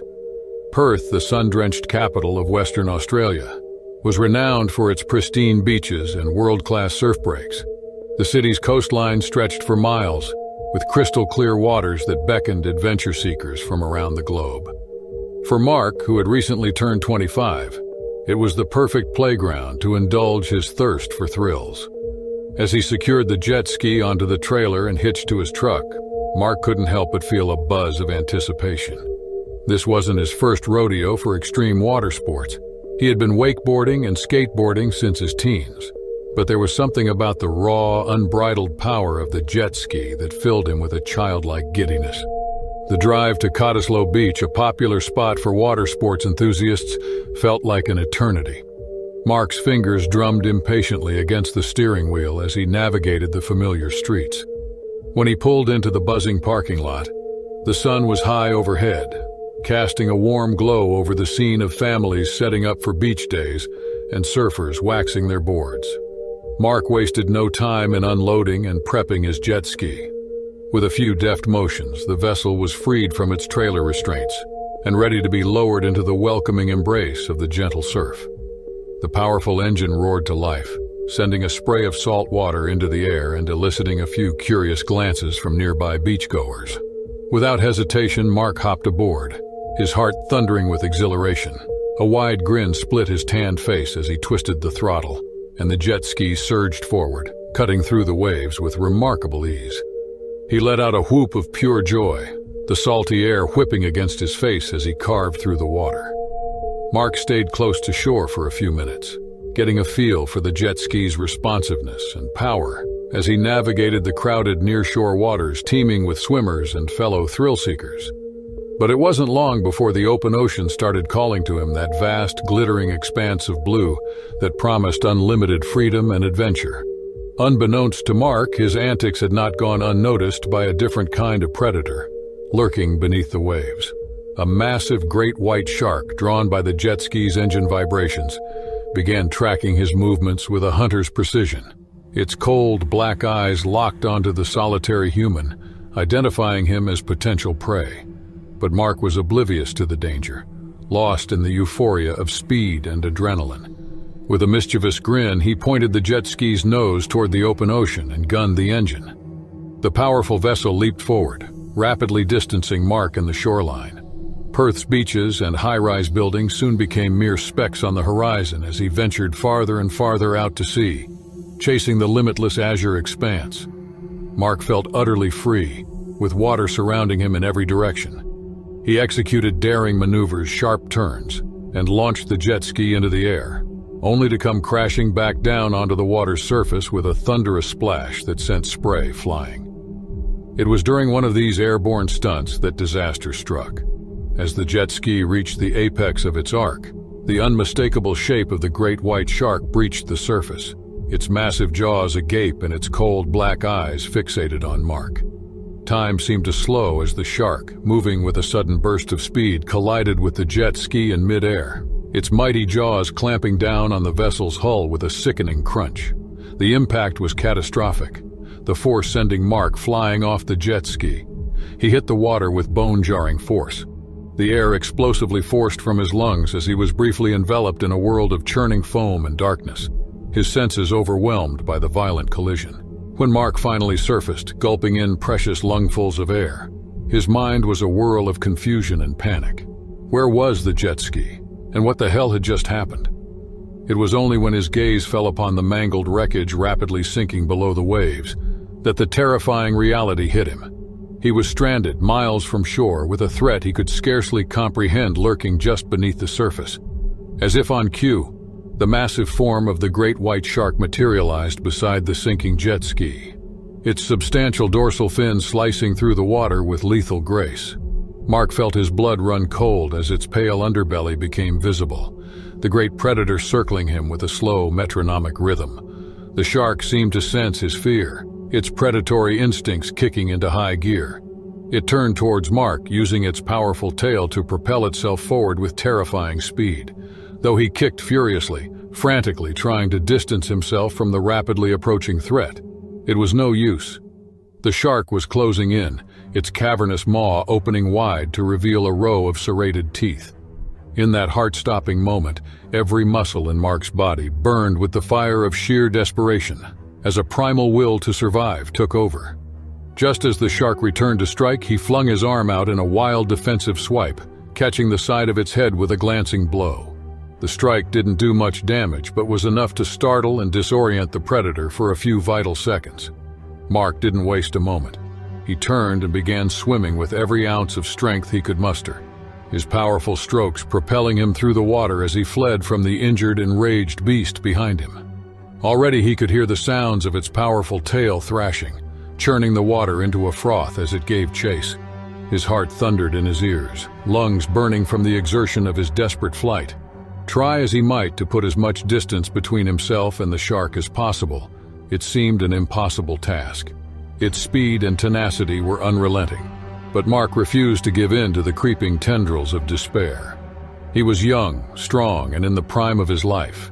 If anyone could outswim this nightmare, it was him. He swam relentlessly, his muscles burning with exhaustion, each breath searing through his lungs as if filled with molten lead. Only when he dared to glance backward did he fully grasp the magnitude of his danger. No more than 20 yards behind, the great white shark's unmistakable dorsal fin sliced through the water, its massive jaws gaping as it readied itself to surge forward and attack. A scream tore from Mark's throat, a primal sound of anguish and sheer horror. This was it. He could feel it in his bones. After outrunning the shark for so long, his luck finally ran out. He thrashed wildly in the water, blood pounding in his ears, mind consumed by blind panic as the shark closed the distance with terrifying speed. Then, just as the nightmare creature drew within striking range, jaws agape to secure its kill, a series of ear-splitting cracks rang out across the open water. Mark flinched, instinctively covering his head with his arms as something large and heavy passed before him, creating a towering wall of white water. He could scarcely believe what he saw when he opened his eyes, blinking away the stinging salt water. There, floating only a dozen yards away, was a large fishing boat, and sprawled out on its deck were two burly crewmen, smoke still wafting from the barrels of their rifles. One of them shouted to him to hang tight, already rushing to drop a life ring and safety ladder over the side of the boat. With a burst of adrenaline fueled by sheer relief, Mark propelled himself toward the rescuers. They quickly pulled him aboard, where he arrived coughing and sputtering but alive. The crew led him into the cramped cabin and wrapped him in warm blankets. Mark recounted his harrowing ordeal with the great white shark as they bombarded him with questions. He described how it had ambushed him and pursued him relentlessly for hours, a tale of survival that left everyone in awe. The crew members listened in grim silence as Mark recounted his ordeal, their weathered faces etched with awe and concern. Once he had finished, the captain wasted no time radioing for assistance and medical evacuation. Within the hour, the distant thump of helicopter rotors could be heard cutting through the salt-tinged air. As the rescue chopper drew near, lowering a harness to winch Mark aboard, he couldn't help but steal one last glance back toward the spot where the shark had vanished beneath the waves. A full-body shudder ran through him, thinking of how close he had come to becoming that legendary predator's next meal. By sheer luck and the bravery of those crewmen, he had been given a second chance at life. As the chopper banked over the glittering ocean, Mark silently vowed that this harrowing experience would serve as a wake-up call. No longer would he take unnecessary risks just for a cheap thrill. The ocean's fury, though awe-inspiring, demanded the utmost respect and humility from those who dared to venture into its domain. He would carry the physical and emotional scars of this day for the rest of his life, as a permanent reminder. It was 2005, and a team of researchers from the Global Ocean Conservation Initiative had set out to investigate reports of illegal fishing activity in the remote waters surrounding Malden Island, a speck of land in the vast expanse of the South Pacific. Led by marine biologist Dr. Emma Westbrook, the team's mission was to gather evidence and raise awareness about the devastating impact of these activities on the region's delicate ecosystems. As their research vessel, the Nautilus, approached the island's crystal-clear waters, the team prepared to deploy their jet skis, an efficient way to survey the surrounding area. Dr. Westbrook briefed her colleagues, reminding them of the island's rich history and the importance of preserving its natural wonders.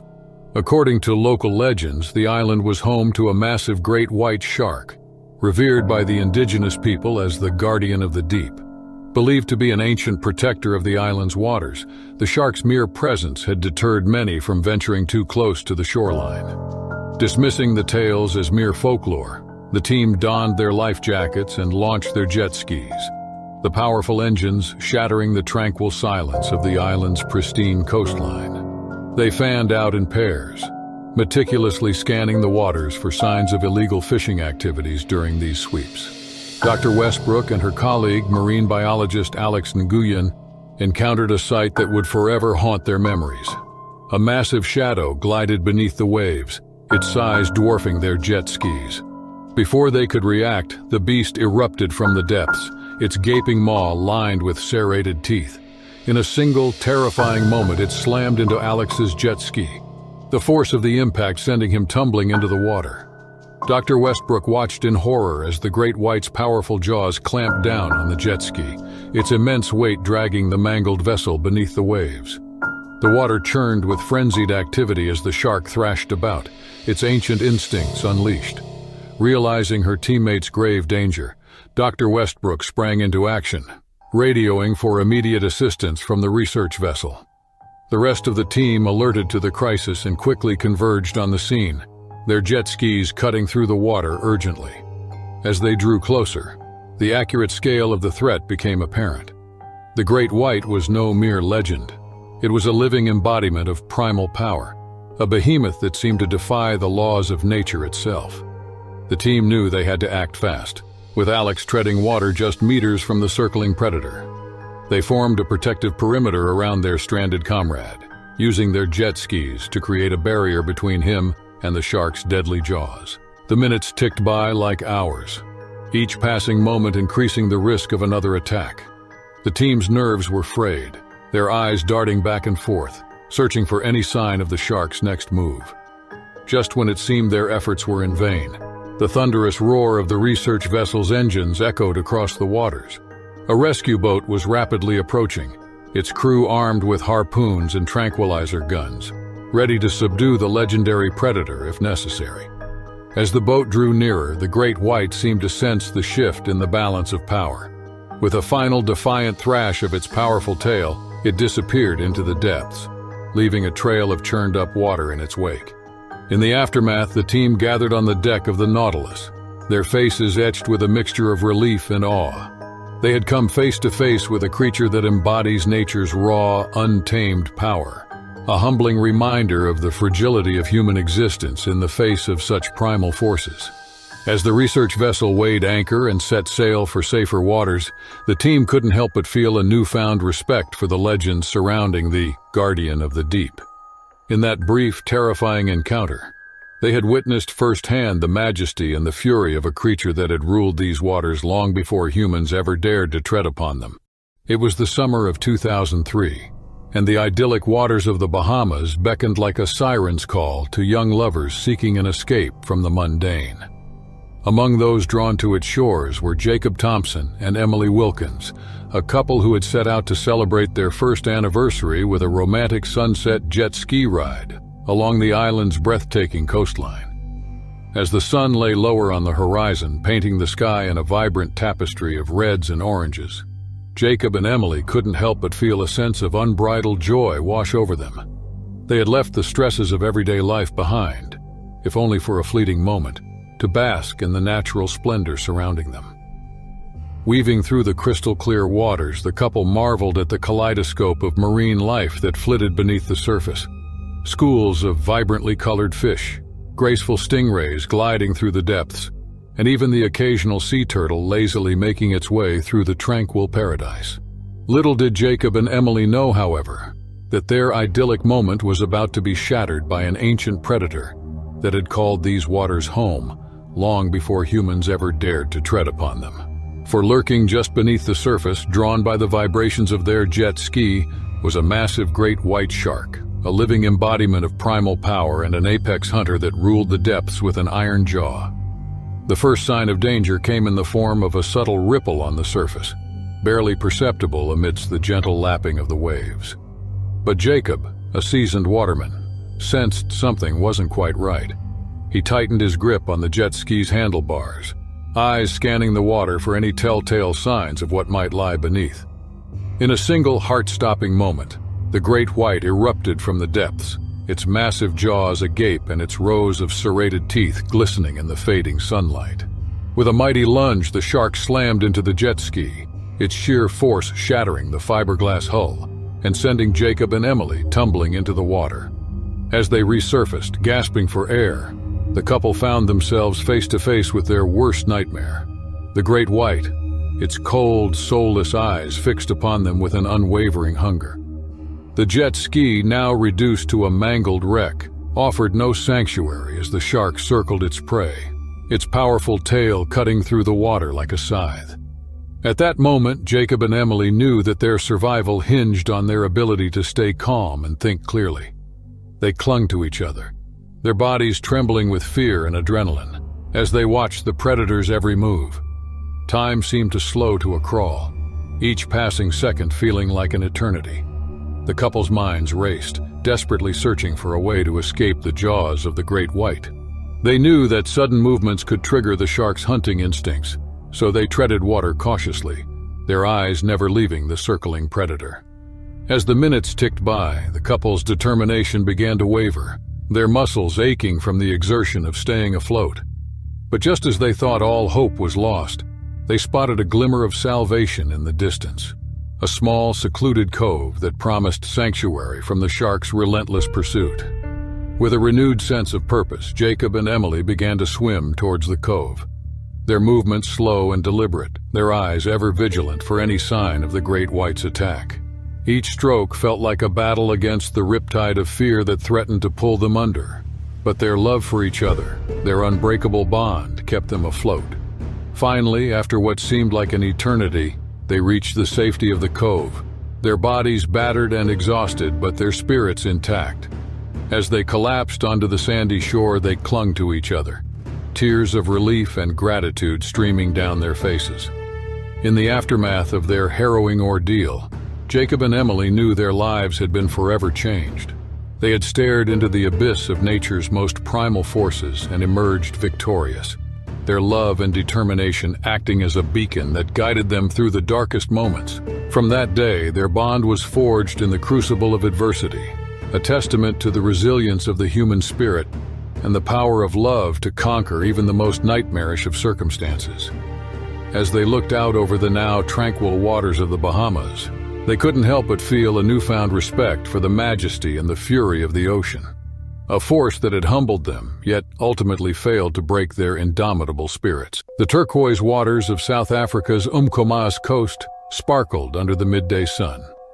This hidden reef was an escape for experienced scuba diver Sarah Makubele, a place of vibrant corals and mesmerizing fish. It was June 12, 1999, and she hoped for an escape from her hectic life on shore. Sarah was a marine biologist by trade, working tirelessly to understand and protect South Africa's diverse marine life. Sharks held a particular fascination for her. Growing up in a landlocked village, the ocean had always felt like a dream. Now she studied those creatures most feared by humankind. Great whites in particular were a paradox majestic hunters, yet vulnerable to overfishing and habitat destruction. Sarah's research was vital, yet funding was scarce. She often was torn between fieldwork and the endless grant applications that kept her work afloat. Today was meant to be different. An anonymous donation had sponsored this expedition, a rare chance to focus solely on observation. Her dive buddy, Thomas, was a seasoned underwater photographer tasked with capturing the elusive beauty of this reef. He was also her partner, the one constant in her whirlwind life. Their shared passion for the ocean deepened their bond, a precious anchor in a chaotic world. Beneath the waves, an entirely different world unfolded. Sarah's cares seemed to dissolve in the blue, her mind settling into a rhythm dictated by the gentle sway of the sea. Sunlight danced on schools of silverfish, their movement like a hypnotic ballet. Thomas signaled nearby, his camera poised. It felt like a charmed day. Unbeknownst to them, another presence lurked in the deeper waters. A great white shark, nearly 5 meters long, had been cruising this territory for days. Food was plentiful, yet a gnawing hunger persisted, a primal drive honed by millions of years of evolution. These waters were its hunting ground, and with an apex predator's instinct, it sensed opportunity in the distance. Sarah's research mind noted the sudden shift in the reef's behavior. The once dazzling fish vanished like a flicked switch, leaving an ominous void. Years of experience told her something was wrong. Thomas focused on his camera, but he had yet to notice the change. Her pulse quickened as a vast shadow appeared from the blue haze. The great white creature sculpted for power was already in attack mode. Misidentifying the diver's silhouettes as prey and driven by overwhelming instinct, It lunged. Time seemed to shatter the moment the shark struck. Sarah had seconds to process the sight of those massive jaws, a yawning maw of razor-sharp teeth. Her survival instincts kicked in, but there was nowhere to run or hide on the open sea floor. The force of the impact was staggering. The shark slammed into Sarah, seizing her torso with a brutal twist. Thomas, his focus finally ripped from the camera, watched in horror as the water around Sarah erupted in a violent crimson cloud. His own body reacted instinctively. With a desperate surge, he swam towards her, a futile attempt at intervention against the primordial force thrashing just meters away. Then, just as suddenly as it started, the attack ceased. Disoriented and tasting blood, the great white released its mangled prey and disappeared back into the depths. Thomas reached Sarah's side, his own body thrumming with adrenaline. What remained of her was barely recognizable. Yet, miraculously, he detected a faint pulse. With the strength of desperation, fueled by the impossible hope that she might still cling to life, he pulled her toward the surface. Breaking through the waterline, Thomas screamed for help, his cries echoing across the lonely ocean. His vision blurred with a mix of tears and seawater. This idyllic reef was now stained with the violent evidence of their ordeal. A fishing vessel, thankfully within sight, responded to Thomas's frantic signals. Rough hands pulled them on board, the crew reacting with shock and grim pragmatism. They'd seen this kind of carnage before. Someone radioed ahead for emergency assistance while others attempted to stabilize Sarah's horrific injuries. There was little they could do but offer crude first aid and wait for the agonizingly slow journey back to shore. Clutching what remained of Sarah, Thomas could only pray for a miracle. Back on land, chaos awaited. Paramedics swarmed the dock, their faces grim as they assessed the extent of Sarah's wounds. She was alive, but barely. The race to the hospital became a blur of sirens and flashing lights. Inside its sterile walls, teams of doctors fought to salvage what they could. But the damage was too severe. The news of Sarah's death rippled through the tight-knit marine biology community and across South Africa. There was heartbreak, outrage, and fear. Sharks, already demonized, became the focus of renewed calls for culling and increased beach safety measures. For Thomas, the world had imploded. His Sarah, vibrant and passionate, was gone. In the aftermath, he was at the center of a media frenzy he didn't want. He gave statements, faced well-meaning but intrusive questions, and endured the public's insatiable appetite for details of the tragedy. Yet, all of it felt disconnected, a cruel performance that held no meaning amidst the gaping chasm of his grief. The submersible descended into the abyss, its lights piercing the murky depths of the Caribbean Sea off the Yucatan Peninsula. Inside the cramped sphere, 3 researchers sat hunched over controls and monitors.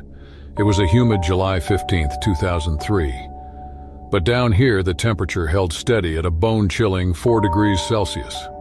Leading the team was Dr. Anya Castillo, a Mexican marine biologist whose childhood fascination with the ocean had turned into a lifelong passion. This expedition was the culmination of years of work. Sonar readings had revealed an extensive underwater cave system, untouched, its secrets a potential treasure trove of scientific data. Anya hoped to find new species, unique geological formations, maybe even clues about the ancient Maya civilization. Beside her was Kenji Tanaka, a brilliant but enigmatic Japanese engineer. He had designed their submersible specifically for this type of research. Small and agile, it could navigate tight spaces larger submersibles couldn't dream of reaching. Dr. Thomas Bennett, a brash American biologist specializing in shark behavior, was rounding out the team. Bull sharks in particular were known to frequent these waters, and Thomas's expertise would be vital if they encountered trouble. The day they had started with excitement and meticulous checks. Each piece of equipment had to function flawlessly, thousands of meters below the surface. Now they were explorers venturing into the unknown. The submersible's lights revealed a breathtaking spectacle. Stalactites dripped from the cavern ceilings. Schools of bioluminescent fish flickered through the darkness, and ancient rock formations hinted at untold geological history. As a child, Anya had dreamed of being an astronaut. This felt eerily similar, exploring a frontier just as alien to humans. Her pulse quickened with each discovery. They documented species never seen before and took core samples for geological analysis, Anya's heart singing with the thrill of it all. Then, Kenji's voice crackled over the speakers, his tone urgent. He pointed out a series of tremors on the seismic readout. Something down here was moving, and it was big. Thomas peered at the monitor, his tanned features turning pale. Those weren't random geological shifts. They had a pattern, a rhythm, almost like footsteps. Before he could voice his growing suspicion, the submersible lurched violently. A colossal shape had collided with them, its force throwing them against the walls. Panic flared, followed by a chilling realization. They were under attack. Outside, in the limited visibility, multiple shadowy forms circled. Bull sharks, dozens of them, drawn by the disturbance their presence had created. This pristine cave wasn't just a scientific wonder, but a hunting ground. Terror seized Anya as she realized the implications of the bull shark attack. Their sturdy submersible might withstand a single strike, but a relentless, coordinated assault was another matter. These predators were known for their aggression and persistence. They wouldn't give up until they claimed their prize. Kenji's face, set in grim determination, flicked through a series of emergency protocols. Their oxygen was alarmingly low. They'd planned for hours of exploration, not a siege within the caves. Thomas swore under his breath, his shark expertise proving useless behind the submersible's metal shell. Every sonar ping revealed more sharks joining the swarm outside, a tightening circle of predators. They had to do something, anything. Anya's mind raced, desperately trying to find a solution. Suddenly, she remembered the bioluminescent fish they'd observed earlier. Could those flickers of light be used as a distraction? She grabbed the microphone, outlining a risky plan. Switching off the submersible's external lights, they navigated with minimal instrument illumination, relying on memory and sonar to guide them deeper into the cave system. The sharks, confused by the sudden darkness, dispersed somewhat. Then, Kenji activated a release mechanism, flooding the surrounding area with the bioluminescent plankton they'd collected earlier. The water erupted in an explosion of shimmering light. Instinctively drawn to the disturbance, the sharks swarmed toward the glowing cloud. Taking the opportunity, Kenji gunned the submersible's engines, maneuvering them through a narrow passageway the bulky sharks couldn't reach. For a few precious moments, they were clear, but their reprieve was short-lived. Some sharks, sensing the trick, returned their focus to the submersible. The attacks resumed, each impact sending tremors through the craft and draining its dwindling power. Anya calculated their oxygen reserves, the numbers flashing like a death sentence in her mind. Just when despair seemed inevitable, the sonar picked up a faint signal. Another passageway, too narrow for the sharks, snaked upwards. Their only hope was to bet on it being a shortcut back to the open ocean. Yet there was no guarantee the passage wasn't a dead end, trapping them even further with no chance of escape. It was a desperate gamble, but they had no choice, with death snapping at their heels. Kenji piloted the submersible upwards, its metal hull scraping against ancient rock. Anya held her breath, every creak and groan amplified by the unbearable tension. Then, a glimmer of light. The passage opened into a vast, shallow cavern. Frantically, Kenji maneuvered them towards the opening. Just as the first bull shark managed to squeeze through, they burst into the open water. They surfaced amidst a storm, the rain a welcome contrast to the claustrophobic nightmare below. A Coast Guard vessel, alerted to their emergency beacon, was just minutes away. As they were hauled on board, Anya looked back at the churning waters, the entrance to the underwater caves barely more than a ripple in the endless sea. Back on dry land, the ordeal felt surreal. News of their miraculous survival made headlines, but the near-death experience had left its mark. Thomas was haunted by the knowledge that bull sharks, usually solitary hunters, had shown signs of pack-like behavior during the attack. It hinted at intelligence far more disturbing than random animal aggression. Anya grappled with the guilt of venturing into the unknown, of disturbing an ecosystem humans were never meant to enter. Ever the stoic, Kenji hid his trauma behind a meticulous analysis of every data point, determined to build a better, safer submersible for the future. The ocean depths still held their secrets, but their allure was forever tainted with shadows.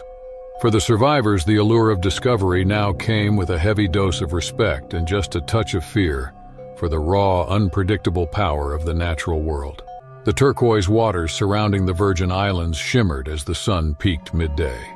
On board a tiny but sturdy sailboat, Zara and Ben were the picture of young love. They embarked on this sailing trip on July 25, 2007, to celebrate their second anniversary.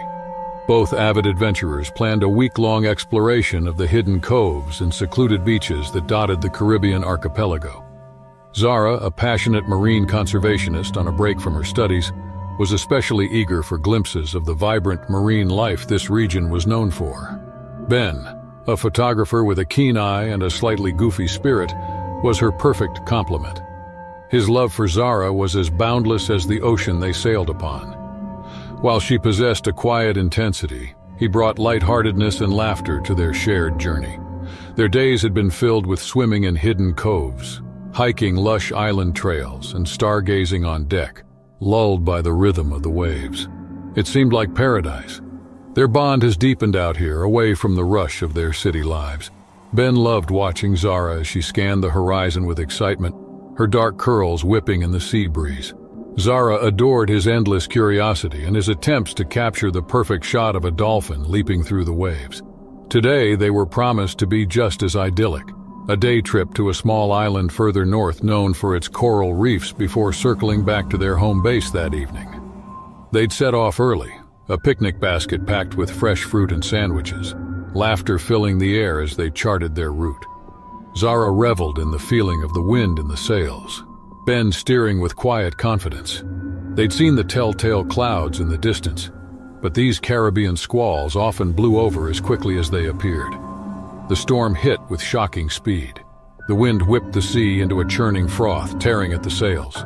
The once steady boat pitched violently. Clinging to the railing, Zara felt a knot of fear twist in her gut. Ben wrestled with the wheel, his face etched with concentration. But nature's fury was relentless. A colossal wave smashed into the side of the boat.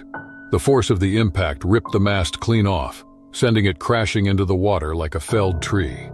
Zara was thrown overboard, her cries swallowed by the storm's roar. Ben, in a desperate lunge, managed to grab her hand, but the surging sea was too mighty, their grip too weak. As Zara plunged into the swirling darkness below, her last sight was Ben's horror-stricken face. Disoriented and choking, Zara thrashed her way back to the surface. The storm still raged, the rain stinging her eyes. In the chaos of churning waves, she spotted a sliver of wood, the shattered remains of their boat. Gasping for air, she managed to haul herself onto the splintered debris. A wave slammed into her, almost washing her off again. Her muscles screamed in protest, but fear fueled her desperate attempts to stay afloat. Ben surfaced nearby, frantically searching for any sign of Zara. Relief washed over him as he saw her gripping the piece of wreckage. With a surge of strength, he swam against the angry sea, reaching her side. They clung to each other, a lifeline of human touch amidst the vast, lonely ocean. As the storm gradually subsided, the horrifying reality of their situation settled in. Their boat was gone, land was nowhere in sight, and they were adrift in waters that were teeming with sharks.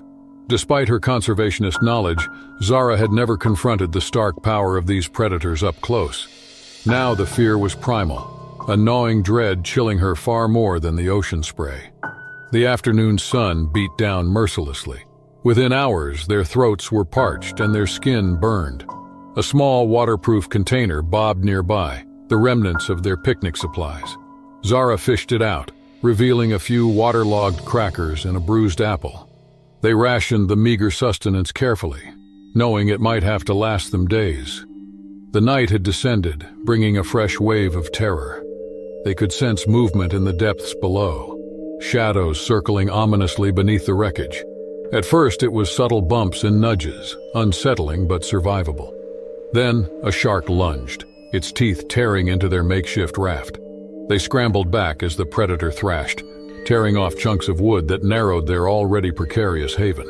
The next day, he brought relentless heat and circling sharks. Ben tried creating a crude spear from a broken oar and a piece of metal, but the sharks were cunning, staying outside his desperate jabs. His frustration grew with each missed attack. Zara fought back tears. Her conservationist's heart rebelled at the cruelty of their situation, the stark reality of the ocean's food chain. Dehydration set in, bringing hallucinations and despair, and time lost all meaning. With every passing hour, their hopes of rescue dwindled.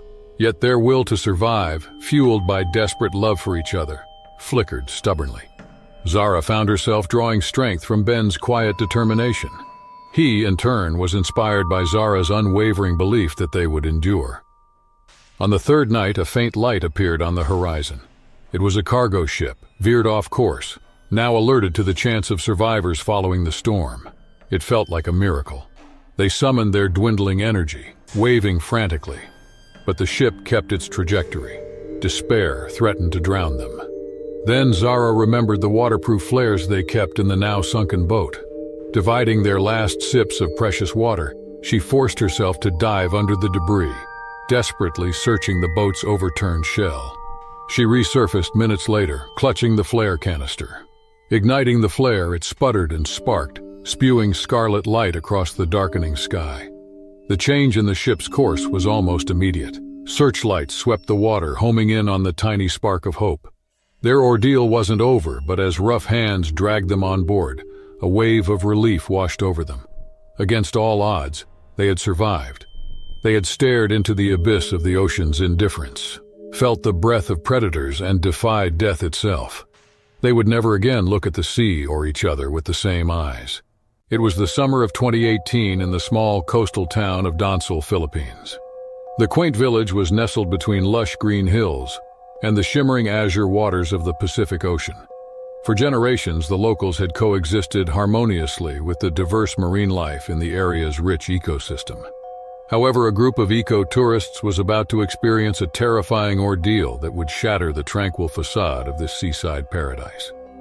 Quintin Delgado, a renowned marine biologist, organized the tour to raise awareness about preserving the delicate balance of the local marine environment. Among the participants were Zarina Villanueva, a passionate environmentalist, and her husband, Javier Reyes, an amateur photographer eager to capture the wonders of the underwater world. The tour group boarded the Casiana, a sturdy yet weathered fishing vessel captained by the grizzled local Tomas Alvarez. His first mate, the young and energetic Maricel Santos, ensured all safety protocols were in place.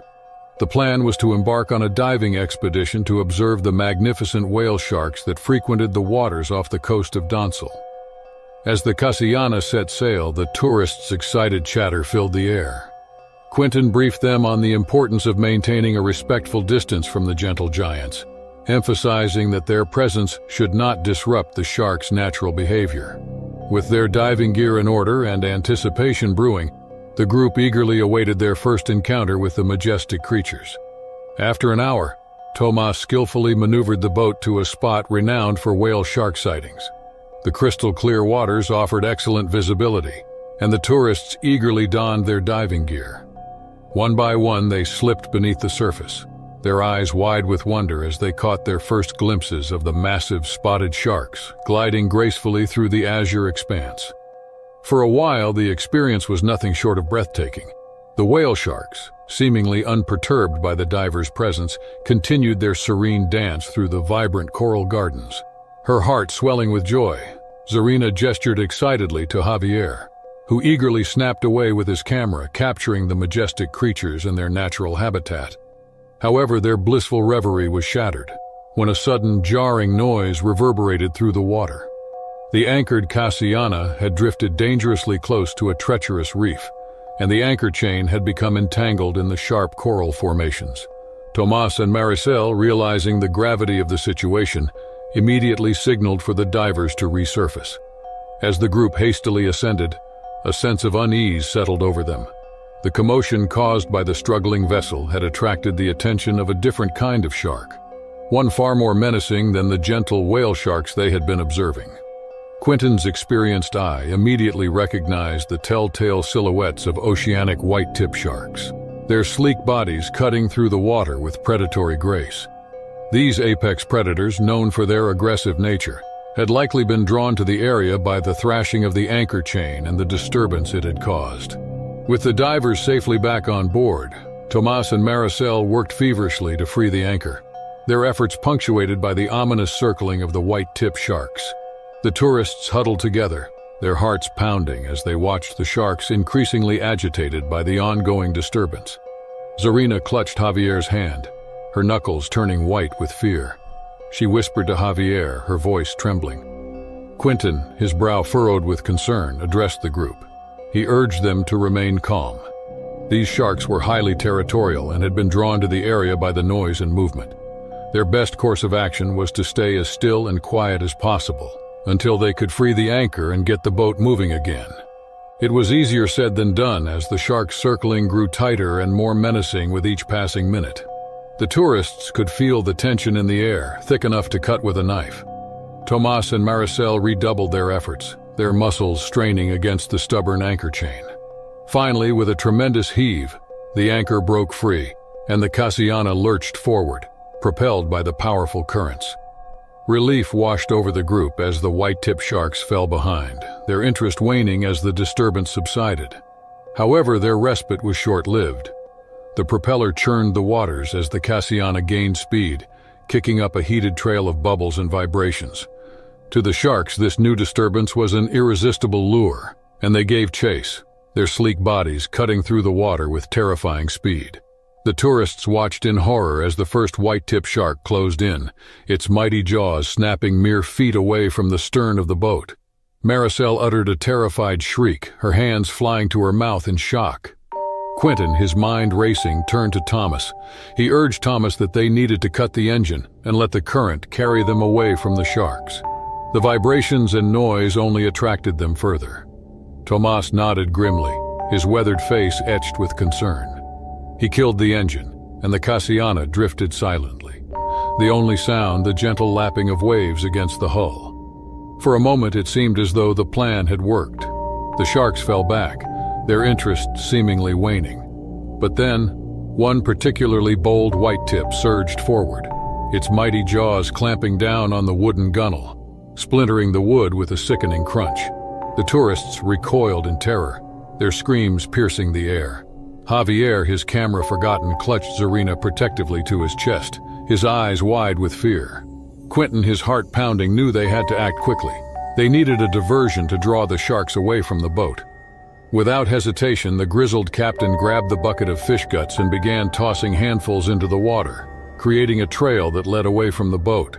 The sharks, their predatory instincts piqued, immediately gave chase, their sleek bodies disappearing into the depths in pursuit of the tantalizing scent. For a brief moment, the group breathed a collective sigh of relief. However, their respite was short-lived. As the last chum dissipated, the sharks began to circle back, their hunger unsated. This time, they were joined by even more white-tips, drawn to the area by the promise of an easy meal. The tourists huddled together, their faces etched with fear as the sharks closed in again. Tomas was already working on the ignition. The engine sputtered and the Cassiana lurched forward, cutting through the water with renewed speed. Time seemed to slow as one of the shark's gaping maw descended, its razor-sharp teeth glinting in the sunlight. Maricel screamed, her hands flying to her face in terror. But at the last moment, a stroke of luck intervened. The shark's trajectory was slightly off, and instead of clamping down on the boat, its jaws closed around the trailing anchor chain. The shark thrashed violently, its powerful body twisting and writhing as it struggled to free itself from the unyielding metal links. The Cassiana surged forward, putting distance between itself and the enraged shark. As the minutes ticked by, the white tips gradually fell behind, their interest waning as the boat reached the safety of the shallower waters near the shore. The tourists disembarked on shaky legs, their faces ashen, and their bodies trembling from the harrowing ordeal they had just endured. Zarina clung to Javier, her eyes wide and haunted, while Quentin and the rest of the group huddled together, drawing strength from their shared survival. Tomas finally broke the silence, his gruff voice tinged with relief. He chuckled, though his laughter held a nervous edge as he claimed the ordeal was close. Quentin nodded solemnly, his brow furrowed with concern, and murmured that they were fortunate to make it back in one piece. Maricel, still visibly shaken, let out a shuddering breath. She whispered that she had never seen anything like that, as the sharks were relentless. As the group made their way back to the safety of the shore, they couldn't help but reflect on the fragile balance between humans and the mighty predators of the sea. What had begun as an innocent eco-tour, a chance to observe the majesty of nature up close, had quickly devolved into a life-or-death struggle against the very creatures they had come to admire. As they went their separate ways, each carrying the scars of their ordeal, they knew they would never again look at the sea with the same sense of wonder and innocence. The eco-tour had gone wrong, but in the process, they gained a newfound respect for the delicate balance between humans and the ancient predators that called the ocean their domain.